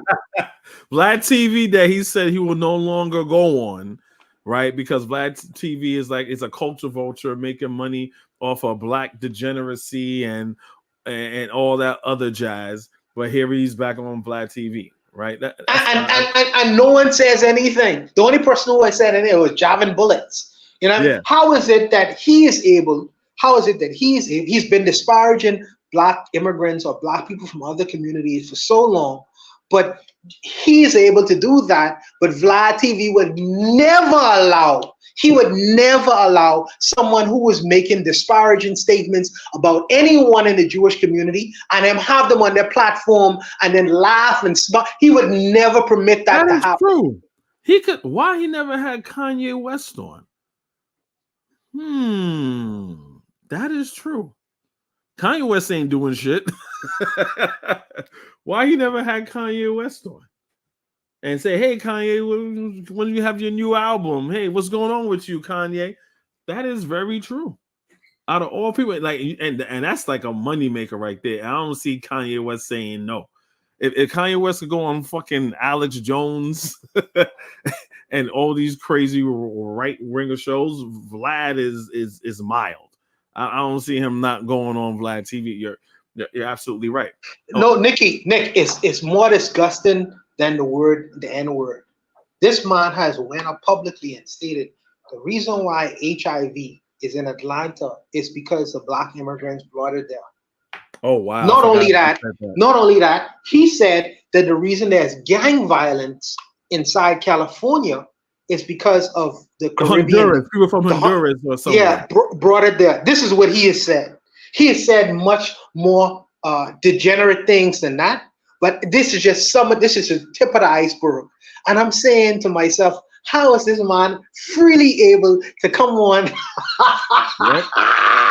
Needless to say. Remember when the Haitians were coming through the border and they were whipping them, and him, Jason Black, all of them were like, yeah. I'm like, yo, really? They had no problem with and laughing at Haitians getting beat with whips like their ancestors, and they was like, good for them. Go back to your country. You shouldn't even be here. These are tropes that go back to the 1930s when they used to make caricatures of black people. White supremacists used to make caricatures of black people like zip code and shit like that, eating watermelon and shit like that. They used to make these caricatures of black folks just to demonize them. In fact, it goes further than that. Hitler used to make caricatures of the Jews, and they said they used to compare them to rats. Rats. And I'm saying to myself, why is YouTube permitting these men to function on the internet when they are creating the same kind of caricatures? Is it because they are black people too? Black folks can be racist and bigoted as well. I think people forget that, especially against their own people. Yeah, that's the funniest thing. I was talking to my children about that because my son does his own thing on TikTok or whatever, and he said he was talking to a group of white people and they didn't understand about how saying, well, black people could be racist. They're trying to say, no, black people could say racist things, right? And they could be racist, but it's different from a white person saying something racist and doing racist things. If a black person goes out in the subway in the middle of Times Square right now saying, I can't, well, it's in New York, so no more, people will probably ignore him. But if you go anywhere and a black person says, oh, you're cracker, peckerwood, whatever, people are like, okay, you're just an asshole, whatever.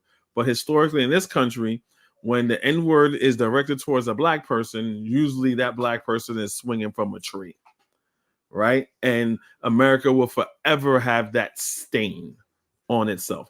It's not like, this is not a post-racial era where there's no more racism anymore, right? We're not in that era. So there's no way you could it's equal where a black person and a white person being racist is equal, saying, well, everyone's racist. And I say, wait, you do have racist black people. You have black people like Tim Scott. He's probably crying right now because Donald Trump didn't pick him as his VP. You got Byron Donald, a Jamaican, right? I even know he was Jamaican until I was looking at Joy Reid and saying like, oh, Jim Crow this, Jim Crow that, and my family and Jim Crow. And Joy Reid was real. She was like, why is Byron Donald talking about my people or whatever? He said he's Jamaican. If his parents just came here from Jamaica, he didn't know a goddamn thing about Jim Crow. And you're married to a white woman, right? There's right now, there's a lieutenant governor for North Carolina. His name is Mark something. Fat guy.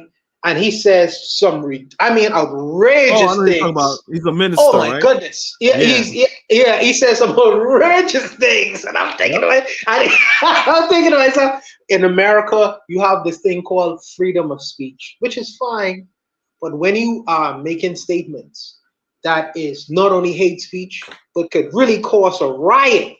When you say that speech is not protected, you're not allowed to say that. But unfortunately, on places like YouTube, these things are permitted to be said. In particular, when you were referencing other Black people, because I could never make these kinds of claims against the Jewish community, against the LGBT community, and still have a platform here. They would remove me completely. But it just so happens when it comes to Caribbean people outside or African people, Caribbean, you yeah, can and make African. you can make all manner of racist and racialist ass names and still have a platform. In fact, you will get on. You will be interviewed on Vlad TV. You're absolutely right, because like, and then it's like you like, as I did this before on my channel, and how I had some guy just called him asking like, okay, I don't want to step on any African American toes. Just ask me what a tether is and stuff like that.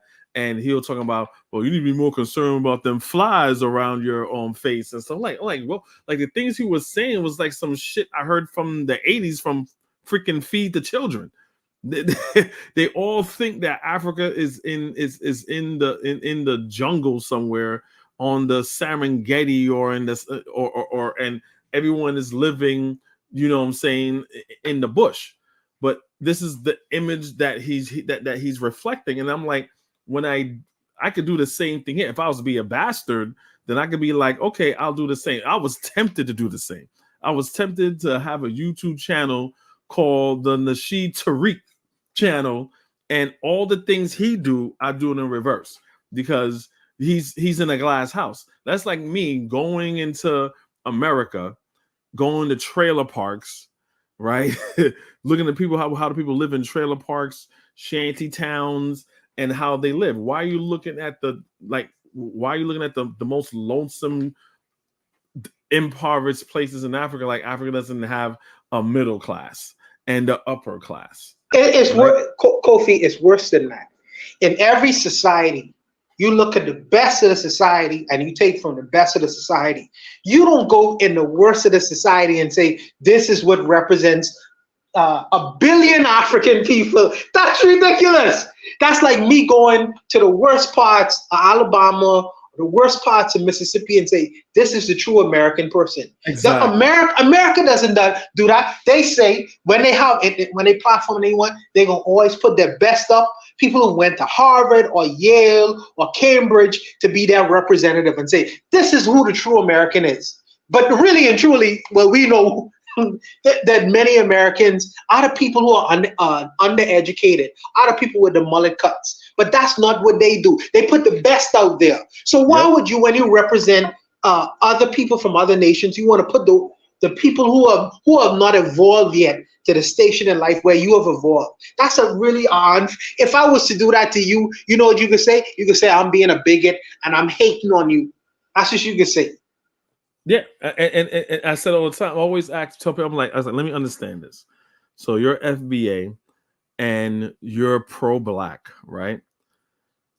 But you're saying that you're the best thing since sliced bread. And 98, so let's say, there's not that many Caribbean and there's not that many Africans that makes up a part of the so-called quote unquote Black Americans, right? So let's say you take 200,000 people out of the quote unquote Black American group, right?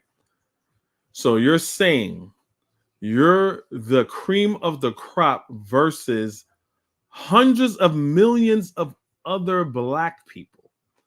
Why are you more special than other Black people? I'm not saying this is what Tariq and failed bitch ass Americans say. They're more special than other Black people. And when I listen to them, I was like, why? Because you're closer to white people? That's the only thing I could think of, because we're from the same stock, we're from the same boat. The only thing is different is where they dropped us off. And our histories is a little bit different, but not that different at all, right? So it's your proximity to white people that you think that you're better than me. And they're always saying, well, you're the one that worship white people. And I was on a podcast before, I think it's called the To Be Fair show, and there's one guy, Trey, FBA Trey, and he's a script. I'm like, I know everything he said is like a script. I know what he's gonna say before he says it when I pose a question to him, because that's the charter of the cult. So him saying, we were here and we fought for you, all the stupid tropes that they would normally say, and I end up proving them wrong, because the things you're saying, it's unhistorical and it doesn't make any sense. Then he has to pivot, right? So you can't say, well, we fought against white supremacy and you worship white people. There's no white people in my goddamn country. And if there is, they're a small minority. So when you say worship white people, what are you talking about? It is for me, it's a maddening conversation.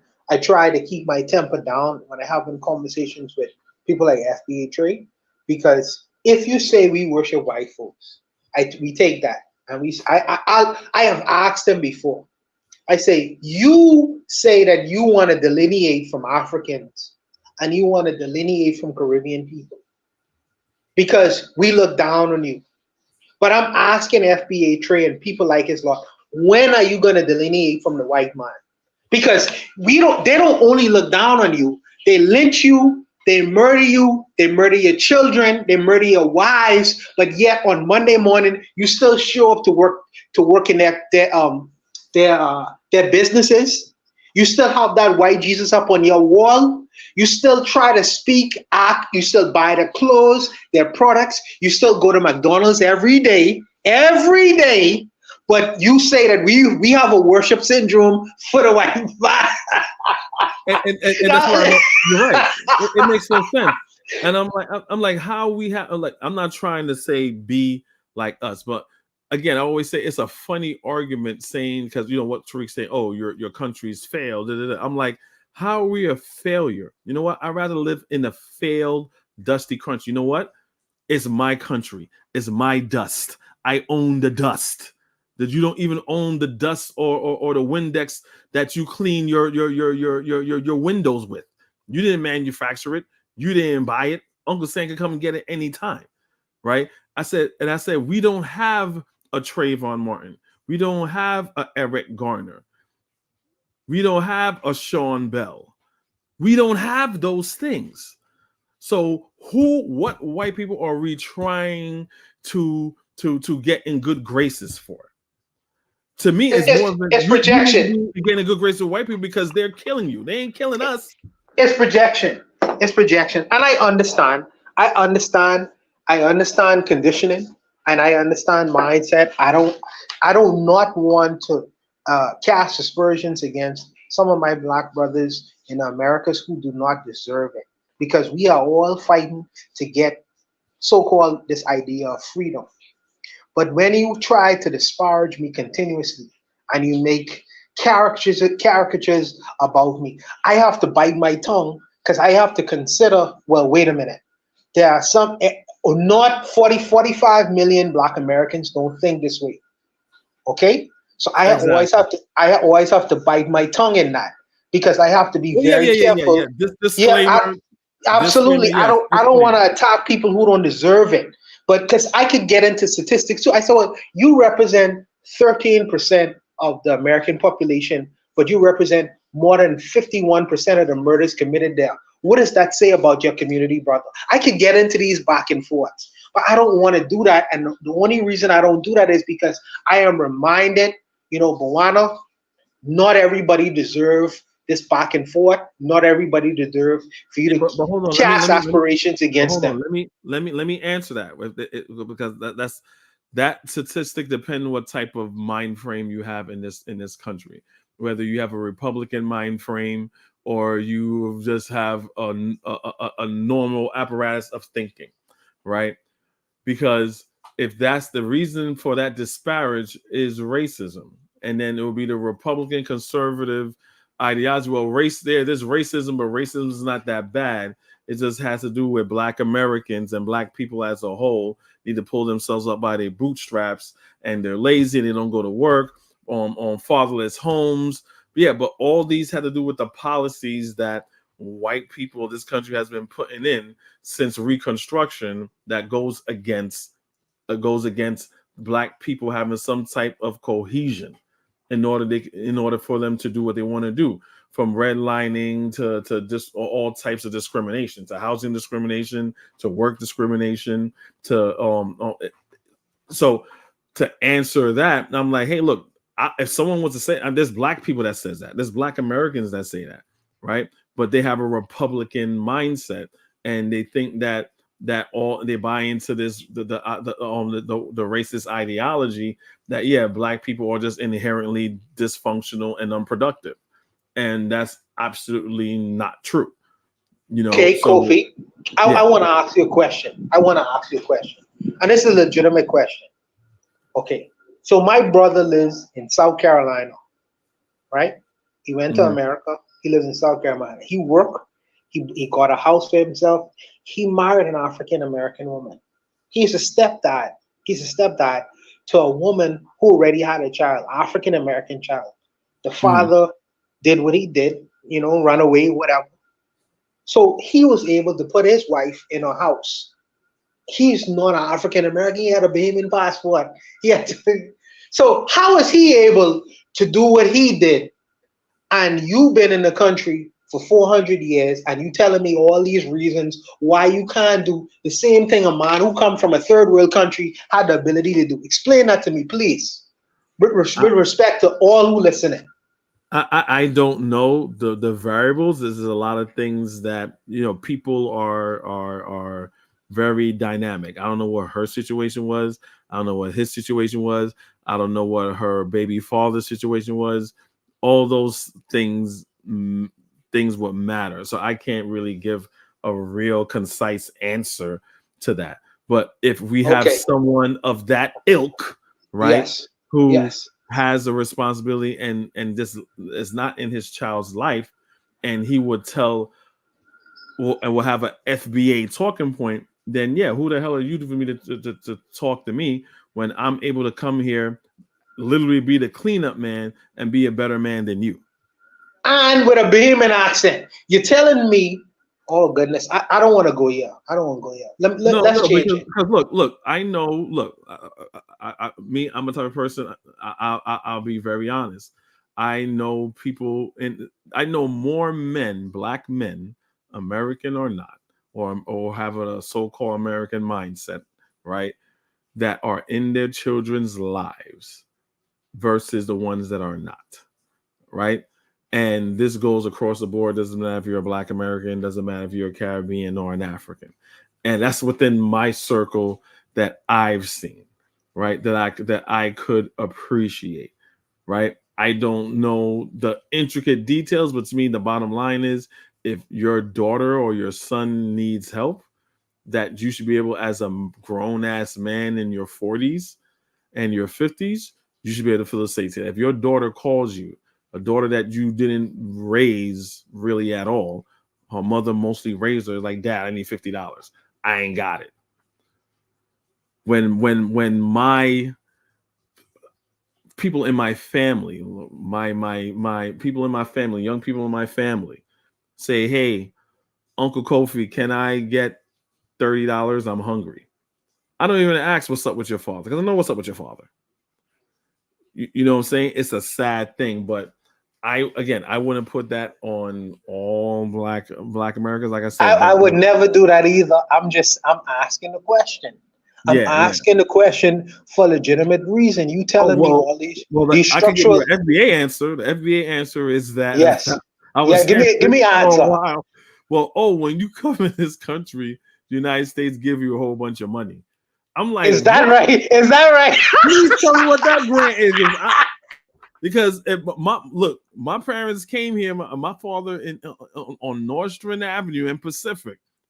My father used to sweep and clean the apartment buildings, take out trash, work at the mall before he got a good job. My mother's cleaning up, going to Mount Vernon to clean for white people. What money did they give us? Like, I don't think, if they did, it must have been like a Metro card or some tokens, because I don't know what it was. They make it seem like we. I'm glad, Brother Bakari come on, because he could explain this to me way better than anyone else. He's from Mississippi, so he could explain it to me better than anybody. What's up, Brother Bakari? What's up? What's going on? What's going on? Explain what, man. I didn't get the notification. I just came on YouTube and saw you was on. So what you want me to explain, Bawana? I'm getting sick of y'all beating up on FBA. Not really. Yes. So Not so really, but brother, go ahead. so Brother Bakari, Kofi tell me that the reason he gave me all the democratic reasons why the black man in the situation he is in right now, right? And he tell me, well, it's because of racism and this and all these other things, right? And I'm telling him, when my brother, he went to South Carolina, your neck of the woods. He married a woman from South Carolina, and he was a stepdad. The African American man seemed like he didn't want to be a part of the woman life. He married a woman, he put her in a house. Now he's coming from a third world friggin' country. So I'm asking Kofi, what you could tell me? What's the, because y'all say, well, it's this racism, it's this, it's that reason why this man coming from a third world country, he able to do that. So why is it that he different from the man who live here and he able to put a black woman in a friggin' house, and the man who been here for 400 years is not able to do that? Explain that to me, please, Brother Bakari, please. Okay, you want the real answer or you want? I want the real answer. I want the Mississippi Glen Island answer. Oh, because that man didn't care. That African American man, he would probably call himself a black. Well, I ain't gonna confuse black Americans with African Americans. I delineate. I separate them. So that black American didn't care. He didn't care about the kids. There's gonna a whole lot of excuses that will be made for the black American man, and people get mad with me because I don't live in the world of excuses. I believe in accepting responsibility, but he didn't care. You know, if Kofi was giving you the FBA answer, the Bahamian dude got a whole lot of money when he came here. The black American excuse gonna be, look what happened to us a long time ago. They separated our families, and that's all we know how to do, as if we don't have the ability to think and do things on our own. So I just say the real answer is that dude didn't care. Yeah, I don't think it had to do with your brother being from the Bahamas at all. It had to do with she probably just end up with a deadbeat dude, because then that's gonna go to saying, well, basically American men are no good, and that's not true. I would never say that. Brother Bakari is a man who from Glen Island, Mississippi, and he's a single father. He sent his children to university. And so I would never say no bullshit like that. I'm saying when they make that bullshit asshole arguments, but I'm saying what you telling me is because of racism, because of this and that. Brother Bakari is a businessman. He had his own friggin' business. He make it work. So I'm saying, okay, I just don't buy the bullshit. I know racism is in America. Make no mistake about it. But men make things happen.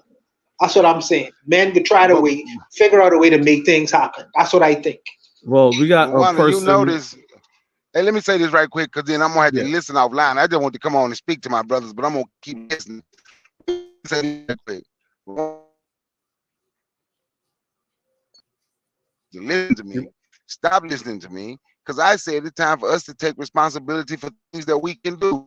They blame racism for not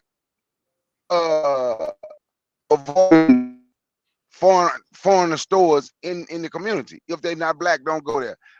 They'll blame it. Well, we what they want to be convenient. You're breaking up a little bit, Bakari. You're breaking up.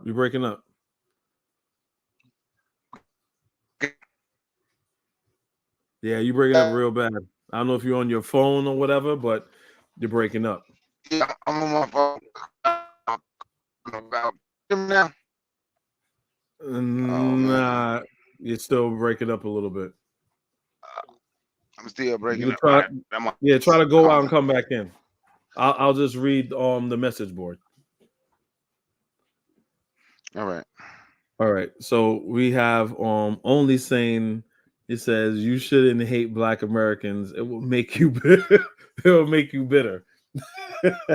Like I would like to ask only. He's probably, maybe, I don't know if he or she is not there anymore, but because since nowadays everyone have their own crazy idea of what a Black American is. I want to know what does he or she consider a black a black American, right?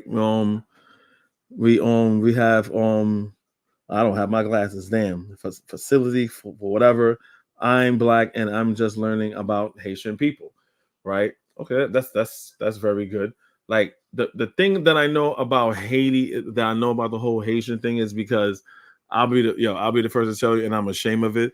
I used to be one of those kids that was making fun of Haitian kids. I used to be one of those people that was making fun of Haitian kids, right? And again, that's with me with the Western childish. Well, everyone's making fun of them, and they can't be like me. I speak English. They speak French or patois. Oh, they're not like me. They may look like me, but they're not me. And back in the days, growing up in the 80s, you gotta understand, while we're wearing like Levi jeans and denim stuff and like real cool stuff and Adidas, and wear your nice jeans and your They wear nice, church shoes. They wear church yeah, shoes. they coming like they're going to Sunday school. You're like, bro, like what you doing? You thought today was Sunday? Like, they're rocking the church and they shoes. was like, oh, today's Monday. Go to school anyway. So we're like, and we run in the playground and you slipping and sliding in your church shoes. Like, yo, I'm not picking you. Like, nah, come on. Some of them didn't speak English. You know what I'm saying? So, I mean, as being childish as we were, they were an easy mark. They were easy mark. No, and children are cruel. And children Yeah, are cruel. That's fair. they were Yeah. easy mark to make fun of. And it was Yes, like yes. in elementary school, during junior high school, Yes. it kind of died down a little bit. Yes. Because Especially towards the end of junior high school, you had Haitians coming up like, nah, that's it. That's it. yeah. They in my school in Queens, you just had the Haitians. They just got together. It was like, nah, I ain't taking this shit no more. I ain't taking this shit no more. We're gonna fight you. And plus, You know some of them Haitian girls start looking good in the 7th grade. You know what I mean? So, I mean, it is what it is. But yeah, I remember this one girl. Her name was, I mean, she wasn't too looking good in the face, but she had a nice body on her, and I was like, oh wow, you know what I'm saying? And like people in my wife's family, they're like all the men, and some of them, they just have Haitian wives. really? And yeah. Oh, right. okay. But like y'all, Caribbean people, y'all gonna get mad at me, but like to me, when growing up, the most ugliest women in the Caribbean and the most beautiful women in the Caribbean are Guyanese women, of course. But only because of the Indian, yeah, the Douglas looking one. Yeah. Right. But it used to be Jamaicans and Haitians. They produce the most ugliest women and the most beautiful women. The Jamaican women had the shape, though. I mean, the Jamaican women always had the shape. They always had the shape, man. Like, I love Lady Saw, but Lady Saw look. No. She looked, she looked rough, but she had the body, though. She had the body, but, you know. Like when Elephant Man say, "Make monkey face," I just think of Lady Saw.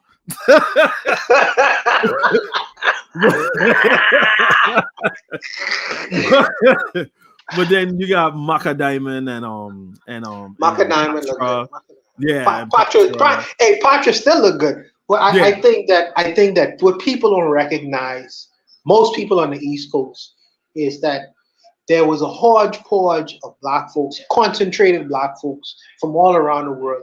In particular, on that eastern seaboard, you had Americans, you had Caribbean people, you have Panamanians and South American black folks, like Dominican Republic getting together, and people really didn't know who was who. We had to learn to work it out. We had to work it out. Yep. So let me read. And many of us married each other. Many of us had children with each other. There's a long history that is there, and I think that to try to denigrate that relationship and try to separate. Of course, we all had issues because there's language barriers, there's cultural barriers, and even religious barriers. But I think that we've been trying to work it out, and I don't think that you should try to put a spoke in that wheel because there's such a long history there, and such a long history. Yes, we do have different histories. Some of us we do have histories. But we have all come from the same root, which is West Africa, just like the Italians. The Italians, when they came to New York City, many of them are first, second generationists, but they never forgot the home country. And I think that some of us, we should have that same kind of ideology. Never forget, all of us from West Africa. All of us from West Africa. So we need to be more unified in our reasonings, man, because don't get caught up with Uncle Sam. Don't get caught up with John Bull. Don't get caught up with, I don't know who the Spanish symbol is, but don't get caught up with that because all of us come from the same root in West and Central Africa. Well, you have a lot of Hispanic people think that they're Spaniards and they're conquistadores. So it's still a colonial mindset.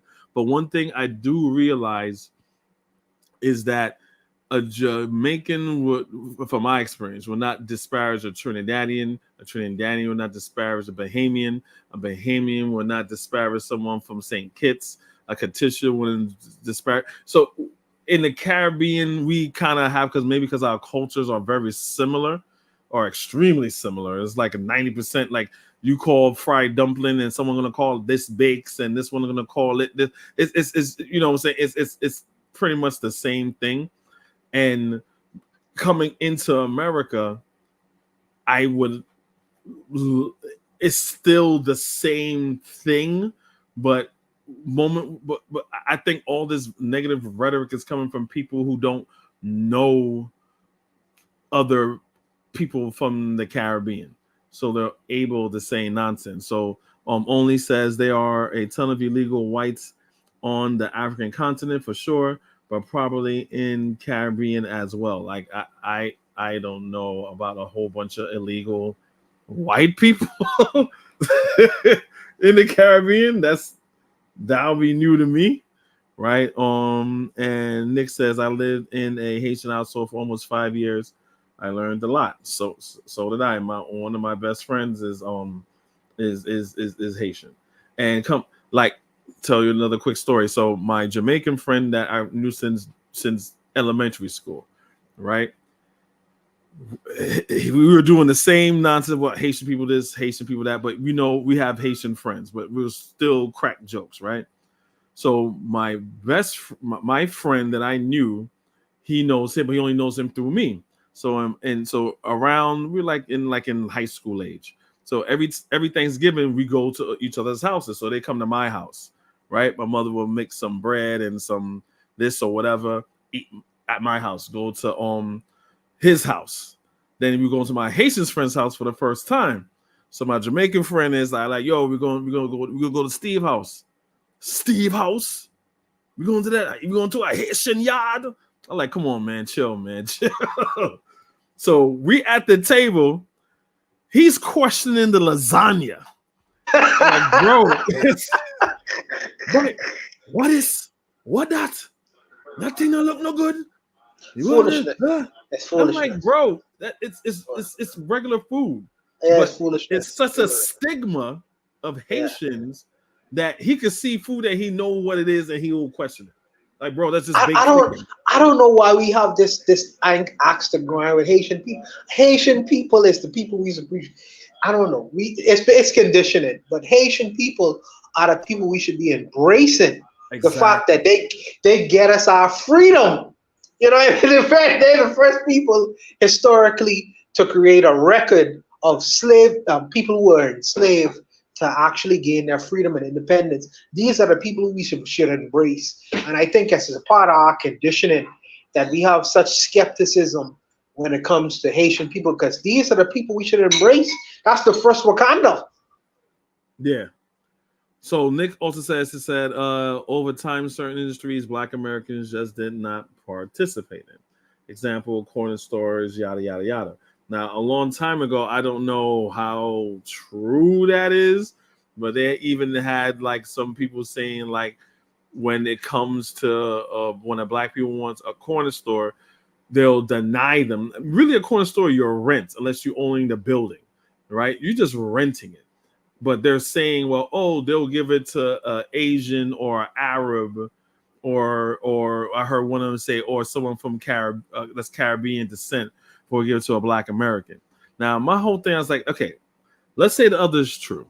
The whole Caribbean thing doesn't make sense. The only way that makes sense if your name is Jean-Luc Baptiste, then it's like, okay, it's a Haitian dude.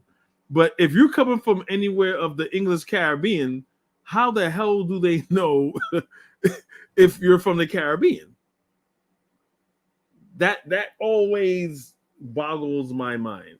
And I go to Harlem. If you go to Harlem like in the 90s, not now because it's being gentrified like a mug, there's a lot of Africans that own stores. You have Black people that own stores too, but when I went there, it was a while ago, right? You have a lot of Africans that still own these stores. So like I don't want to tell someone that they're full of shit because I'm not trying to get a corner store or rent space, but I don't see it like something that's very credible. Well, they're not going to rent to me because I'm not a Black American. What's up, Bacardi? You back in? You back in the building? Nick, if you can click the link because I don't understand some of the comments, but if you can click the link when you can, okay? Peace. You know what? I'm gonna tell you. I hear people say that, but they ain't gonna give nothing to no Black person from another country. They might find one or two, and it's done and separate or divide. But like I know him, I know these African brothers that have some money. They couldn't get the liquor store. So they wouldn't even give them liquor store license. They were Nigerian. They go through the same thing. Like it's a brother I know from Gambia that majority owned in 3 Shell gas station corner stores. The reason he's majority owner, he had to join an organization with East Indians to get in. Oh, so shit. now he trying. So now but he's majority owner of 3, and he's trying to get Black people now to come in with him. He can to buy out a couple of those East Indians to make 2 of his stores completely Black owned, just Black owned. Because I always wanted to get into that because there's like in my area, in certain areas, like, bro, if I had the money, I'll be a billionaire right now. Buying into franchises are very expensive. And I was like more than 5 times.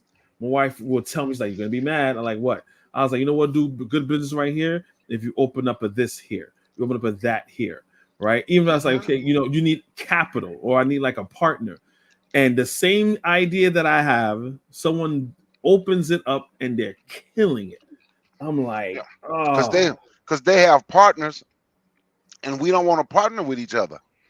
And because the demand is there. I always look for places where there's a high demand and no supply, and that's how I look. Because I'm not like a business person, but I think as a consumer, like in the area where I am, I gotta drive far for gas. I should open up a gas station, right? And I'm here in Brooklyn, and I kind of, it was this East Indian man talking to this Palestinian woman, and they were just having a conversation because she was Muslim, and I guess she's talking to the East Indian guy. He probably was Muslim. They're just talking about how America is, and he's fresh off the boat or fresh off the plane. And he's like, oh, yeah, because this is my cousin. He hired me, and I'm working in this gas station. I'm like, I'm like, this is crazy. Like, we need to get together and corner the market somehow, because or something, because or expose the racket of this discrimination, just like how in Overtown and how they do, or like with Donald Trump, right? When he was they did like a sting, and I think even on Booker, on Cory Booker, and his parents, they did like a little sting. Like, okay, you're not renting to black people, so okay, let's send some white people there. Oh, you're gonna give it to them, but you're not gonna give it to us. We need if this is true, we got to do some sort of sting, because it's leaving our community stagnant. What's up, Nick? But the thing about, let me say this right quick, then I'm gonna step off. Yeah. The thing about it is, they be talking about what the black Americans say, what they don't get.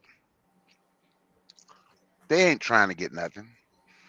Look, if they wanted something, or if we wanted something now, unfortunately, when you speak how I speak, saying what we should own and what we should corner with how you speak, Kobe, I mean, and Bawana, we ain't gonna get a lot of traction with black folks. But if black folks wanted a corner store in LA, how much did they give Tariq for a fake museum? 2 point something million. Now, how much did they just give him to do a fake documentary microphone check? I don't know, probably a couple hundred thousand. I think he's somebody put it on show where he was asking for 65 and got 95. No, he's king grifter, man. He is a king. But people give, cause see, I'm gonna tell you something. I'm gonna say this and I got to go. If we own the washateria, I'm sorry, you might, or laundromat. Yeah, I'm gonna say that because people don't know what the washateria is. But if we own the washateria,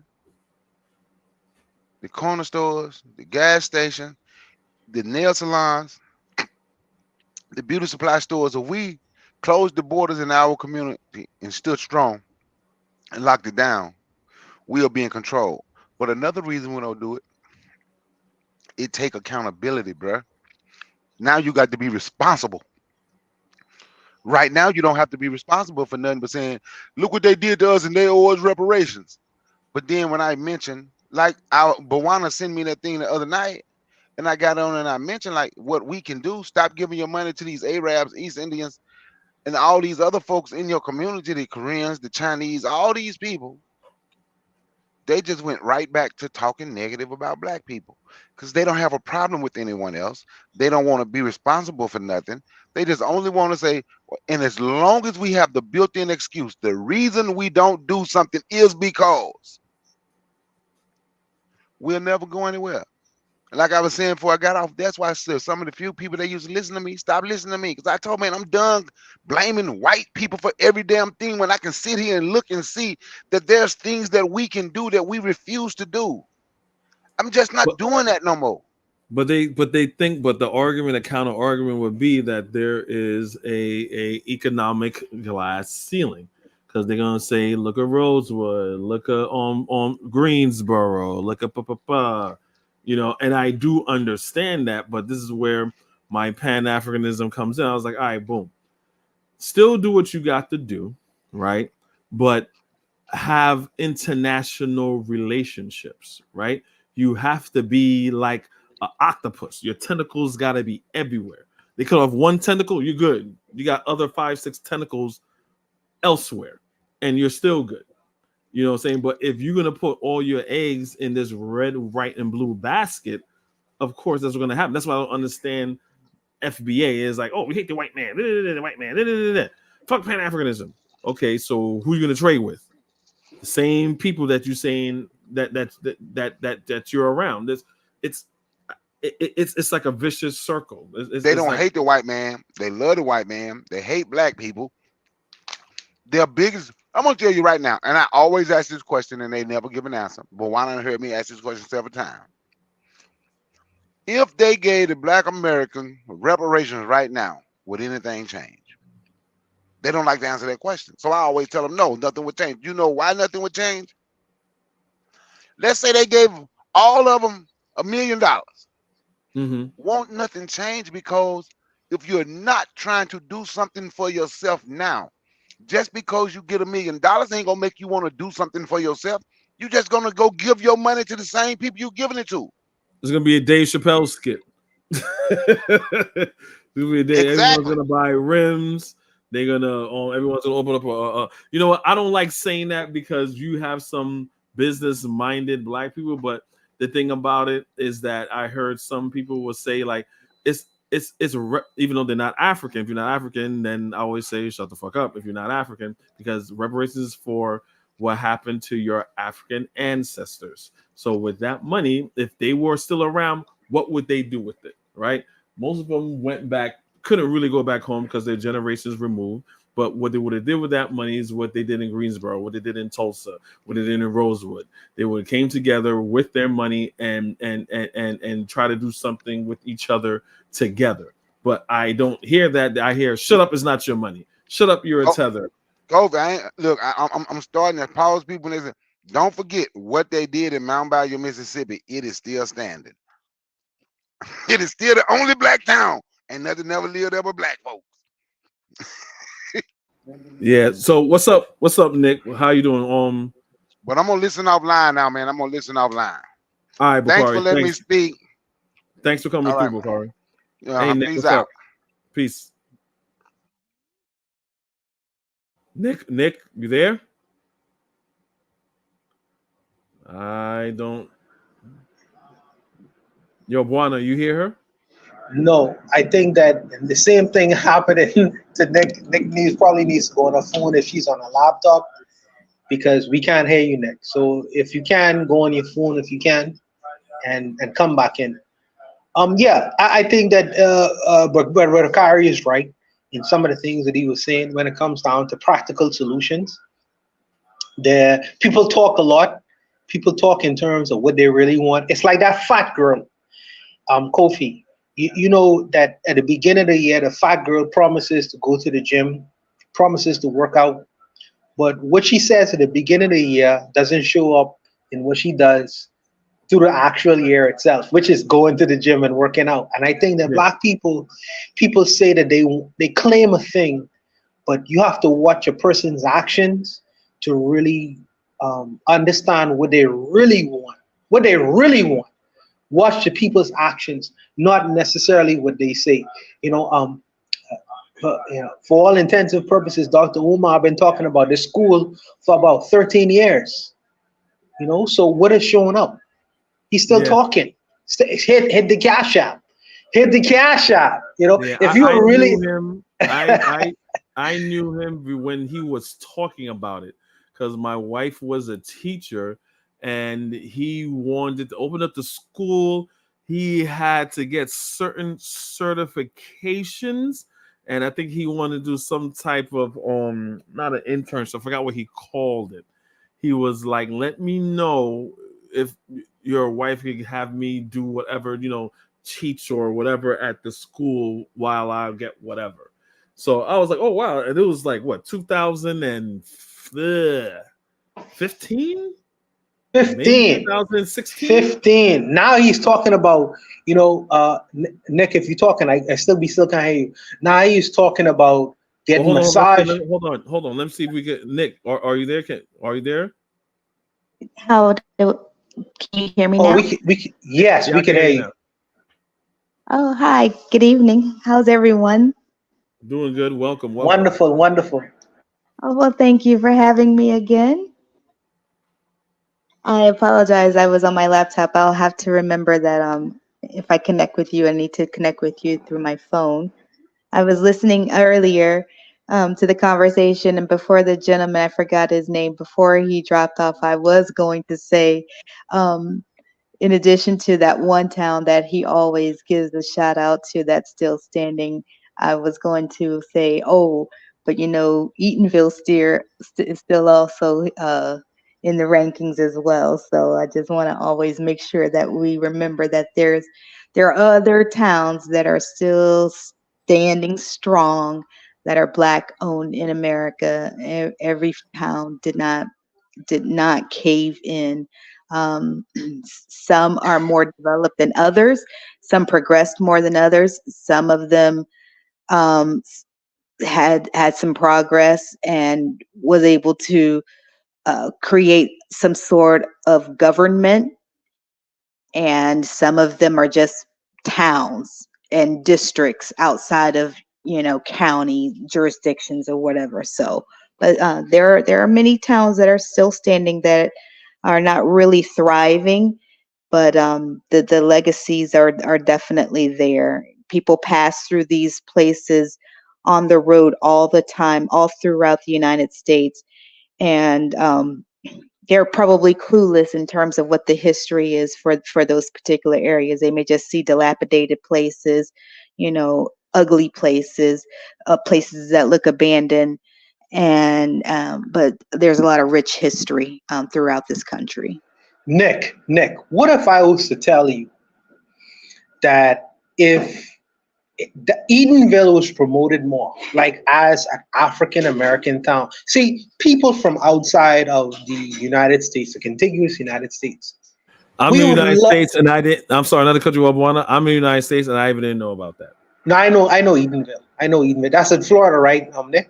So many people only know the only black town we know about is Harlem, where you have a large concentration of African American people, And Atlanta. and Atlanta. The black world all over we would love to come to the black version of the United States. I don't know if the black Americans know that, but we would love to come to, just like as the Koreans, if they was to come to America, they would the first place they would go is to Korean town, as the Chinese would. The Jews, they're gonna go to where the Jews are. So the blacks in the black world, the first segue they know about is Harlem, New York.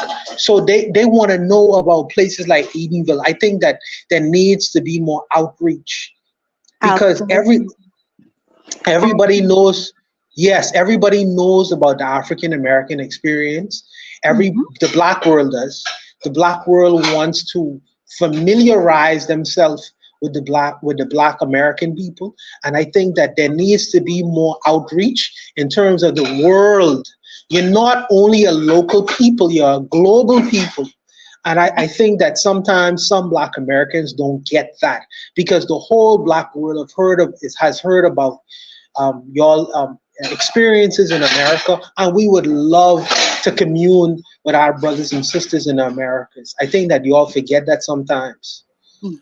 Well, This is very I'll let her true. respond, guys. I don't want to have this too long, so let's try to wrap it up because we're already at 2 hours and 20 minutes. Again, I would like this to be digestible, so no one won't get looked at the time still like, oh my god, you know what I'm saying. I do love these conversations. So Nick, you feel free to respond to Buana.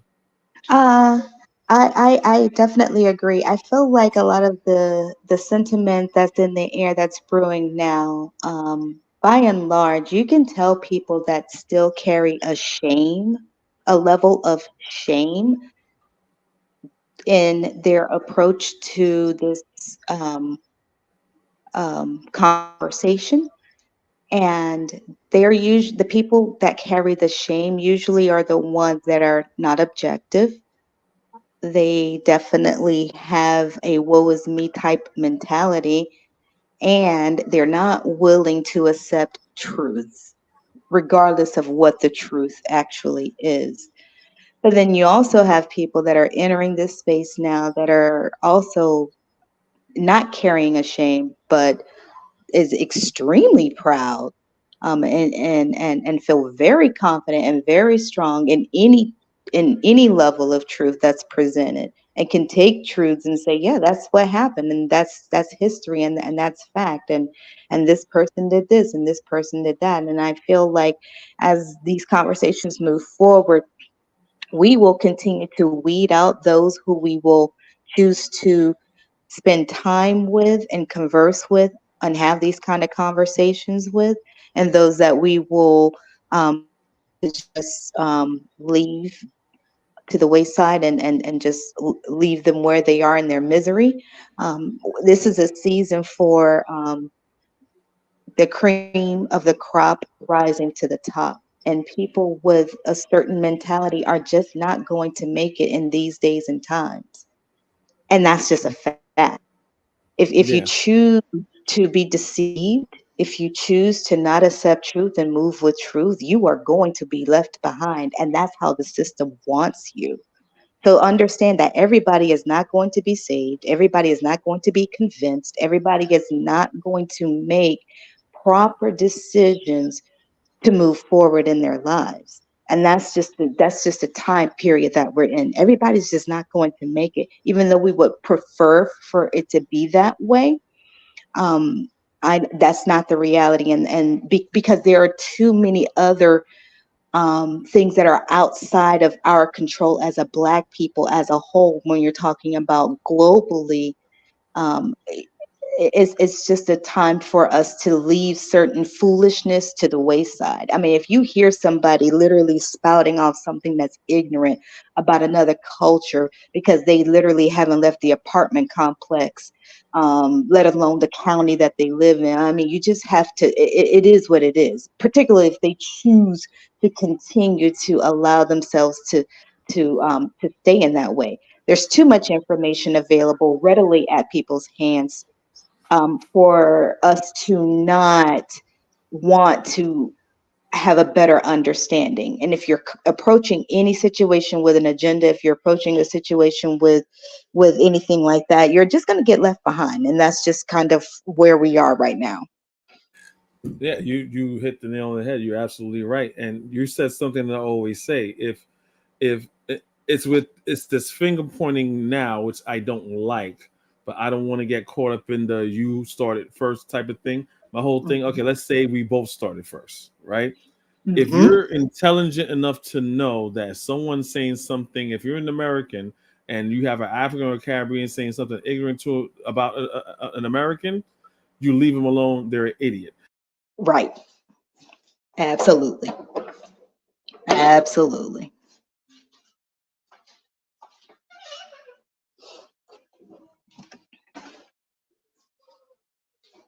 Can you hear me? Yeah, Uh-oh. I can. Go ahead, Nikki. So, no, I know that the gentleman mentioned that he was running out of time, and I didn't want to be long-winded. I enjoy the conversation. I will click on, I will subscribe so that I can receive the notifications when you gentlemen are online. And if I'm, available and free, I will chime in and join in on the conversation. I Oh, hope that oh, Nick. By the way, you said that you was making oxtail for oxtails. You say oxtail for your husband? Was he making oxtails? You know how to make oxtails? I sure do. I learned Okay, from the best. good, And the best good. would be a mix of different women that have come across my path. So I took a little bit from this lady, I took a little bit from that lady, and a Awesome, little bit awesome, from that lady. And so now awesome, I have the Nikki thing going on now. awesome. Awesome. Another question I had for you. You said that you grew up in a Haitian home for like 5 years. Why was you with the Haitians for 5 years? It wasn't I grew up. At this particular time in my life, I was in my late teen, early 20s, and it was a boyfriend situation. And I ended up moving Ah, and living with him and his family because I some see. things that happened with my family. So yes. I see. Mhm. Okay, okay, And okay. Go so, ahead. his mother was very old school Catholic Haitian woman. So, I learned a lot living in that household. I surprised Mama didn't want you to marry him, but that's a whole Oh, other of story. course. Of course. Of course. Of Yes, course. yes, yes. But what I recognize with Florida, especially South Florida, is you have a mix of so many different cultures coming together, Mhm. and I think that people who live in South Florida really has a very diverse experience, very diverse experience, just like New Yorkers. And I think that sometimes people forget that Mhm. because you have the whole of the Caribbean and South America It's empty in itself out in South Florida. So I think that people don't recognize it from time to time. This is very true. The cultures, and they've been mixing for so many decades that the history is just there. Whereas people in Mississippi are probably just now getting used to people outside of what they're normally used to, with an influx of people from different cultures and other parts of the United States. But New York and Florida and California specifically are just areas in the United States that was culturally had a cultural mix from a from a long time, right after the 1800s, the early turn of the century, so of the 1900s, I should say. So yeah, the history is deep, and so connecting and cross cultural mixing and understanding. And lines being drawn. Yeah, there have been lines that have been drawn between the cultures at times, obviously, and I've even spoken on those things in the past. But by and large, the Floridians, Black people, Black Americans in Florida are very familiar with the cultural mixes. So Definitely, and let me say this too. We are in the Caribbean. We are the guests of Black Americans. Of course, your history extends for a longer period of time in America than that ours is, and we are guests of your country, So make no mistake about that. And if we are guests, we should pay homage and show respect and all these other things. But respect is also reciprocated as well.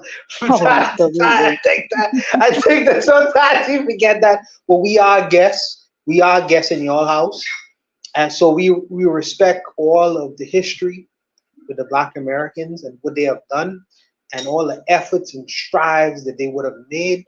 And I think that we are still a family, and I think that that's the first thing that we should push forward first, because we are a family. Even though we've been separated for a long time, we still are a family. So we should work on that unity. We should work on that. Absolutely, absolutely. Well, again, thank you, gentlemen, so very much. I enjoyed the conversation. Oh, yeah, yes. Thank you for coming through. Nikki, I don't know where I don't know where Kofi is. He'll appear, but I'll hold on until he comes back. But I appreciate your voice. Hopefully Kyle will come on and make some statements to the conversation as well. But we appreciate you, sister. Yeah, he's not gonna. He does come on here, but Kyle, Nick, if you don't know, he is he is what we speak of. In a way, he is kind of like the fake Pan-African type of divisive rhetoric, that we have. Kala thinks that he is the president of Liberia. I don't know why he doesn't come on. He needs to click the link. He's not gonna come on. He's not gonna. You know why? Because he was on Dynast. Afro Think Tank spoke about him. Throwing shade. Someone on that was on my on I think it was my community page on one of my things, dropped something about him. Like he's a thief, he's a grifter, like the BOA. That Tyler's a grifter. Wow. Yeah. Really? I'll give you the video. That's a shame. He started a group with these other guys, right? And they were supposed to put this they always talk about how he's always talking about he's this engineer and he got money and he got this and he got that, and all the guys supposed to put in like $15 a month to run a website or whatever and stuff like that. And he said the dude couldn't even afford $15 to put in to the website to keep the website going. And then he stole, he was in control of the money and he took the money, and then there was internal conflict. And then because he was in control of the website, so he still kept the name, right? And no. They kept the name, but then he left because they weren't messing with each other no more, and he still kept the name. And he's trying to say no, we're the real BOI. and he's just Wow. scammer. So I was like, oh shit, like wow. Yo, I know Khaled from New York City. I know he have delusions of grandeur, but he was still my Pan African brother. But I didn't know he was wilding out like that. Yeah, Needless to I say, didn't know that either. yeah, I didn't know that. I didn't know that. You're saying his lies. Why don't you come up and defend yourself? Because oh it's man, not that's lies. crazy. That's crazy. That's crazy. It's not. That's crazy. Why would these two guys say that? I don't know those two guys from Adam, but I don't know anyone will take time. The guys sound genuine to me. Like I don't think they will be making something like that up. And I saw the video that they were having. I'll either post it in the comments or part of the description. But it's I was like, wow. But Yeah. I thought Khaled was just a writer. He was a writer. He wrote extensively on Liberia and things of that nature. But I but would I never. know he was disingenuous because again, like with me, I got fooled by Brandon. I got Yeah. fooled by Dynas. I got Yes. fooled by Kyle. I thought they were real Pan Africans, but they're just conservative white boys that are just with black skin because when the rubber meets the road, when they disagree with you, Yeah. they have their FBA talking points. Oh, right? I'm sorry to hear that. Sorry to hear You know that. what I'm saying? And you go on my channel and I recorded the whole thing. And I even caused Dinah some followers because they just went on me calling my country dusty. I'm a belligerent immigrant, all types of stuff. But that's the truth, the though. Nigerian guy that agrees with them, he's good. But welcome Caligenesis anyway. What's up? What you got to say? The truth, though, man. We only tell the truth.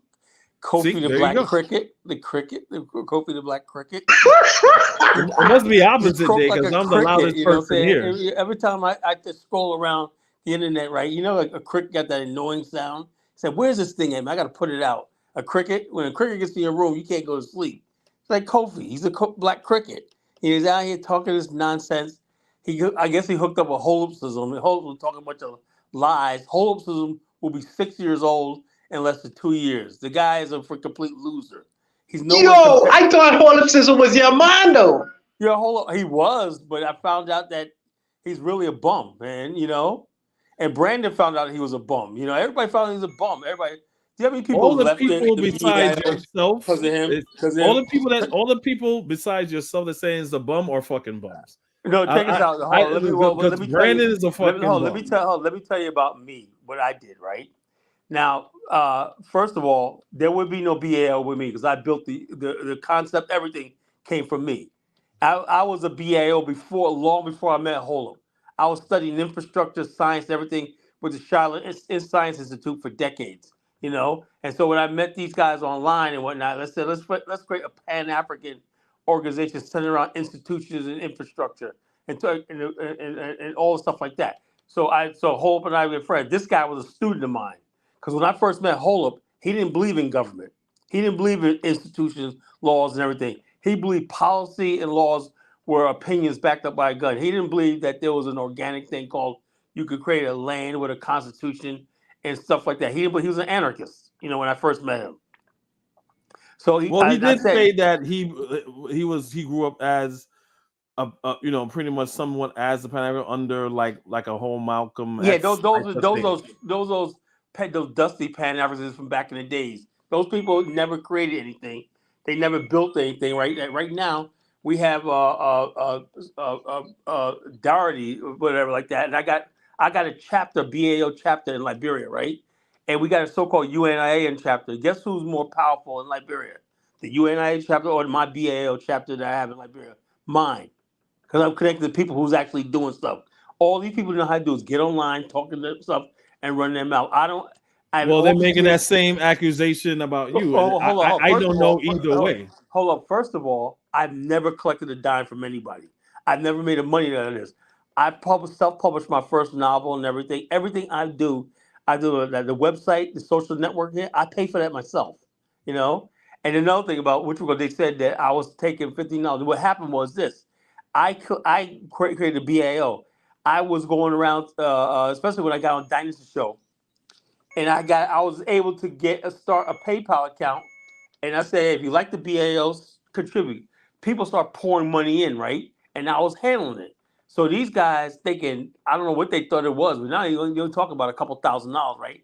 They thought it was some big thing that I was getting paid, whatever like that. So they said Kyle's holding the money. When Kyle's holding the money, he was running everything. Because I was taking the time at night while you guys are doing what you want to do, showing booty videos in Discord and all that. I was out there doing the freaking work, right? So I was handling it, right? I did everything, right? The They only say thing you were taking the money and I using the was money not for taking the things money. without their Let permission. me That's explain. Let what me they're explain. saying. Look, that's a lie. It was what happened was this. After we had like a good $1,200-$1,300 in the bank, right? And then Thomas said that's when before YouTube, and we had Blog Talk Radio. I had a big Blog Talk Radio platform, but we got a BAL Blog Talk Radio platform. I said let's pay for a month. The cost of Blog Talk Radio is $39 a month, or you could buy it for a year. But Thomas went to Holup and said, okay, let's pay for the whole year. I said no, let's wait for $500. We could do something. We could do something else.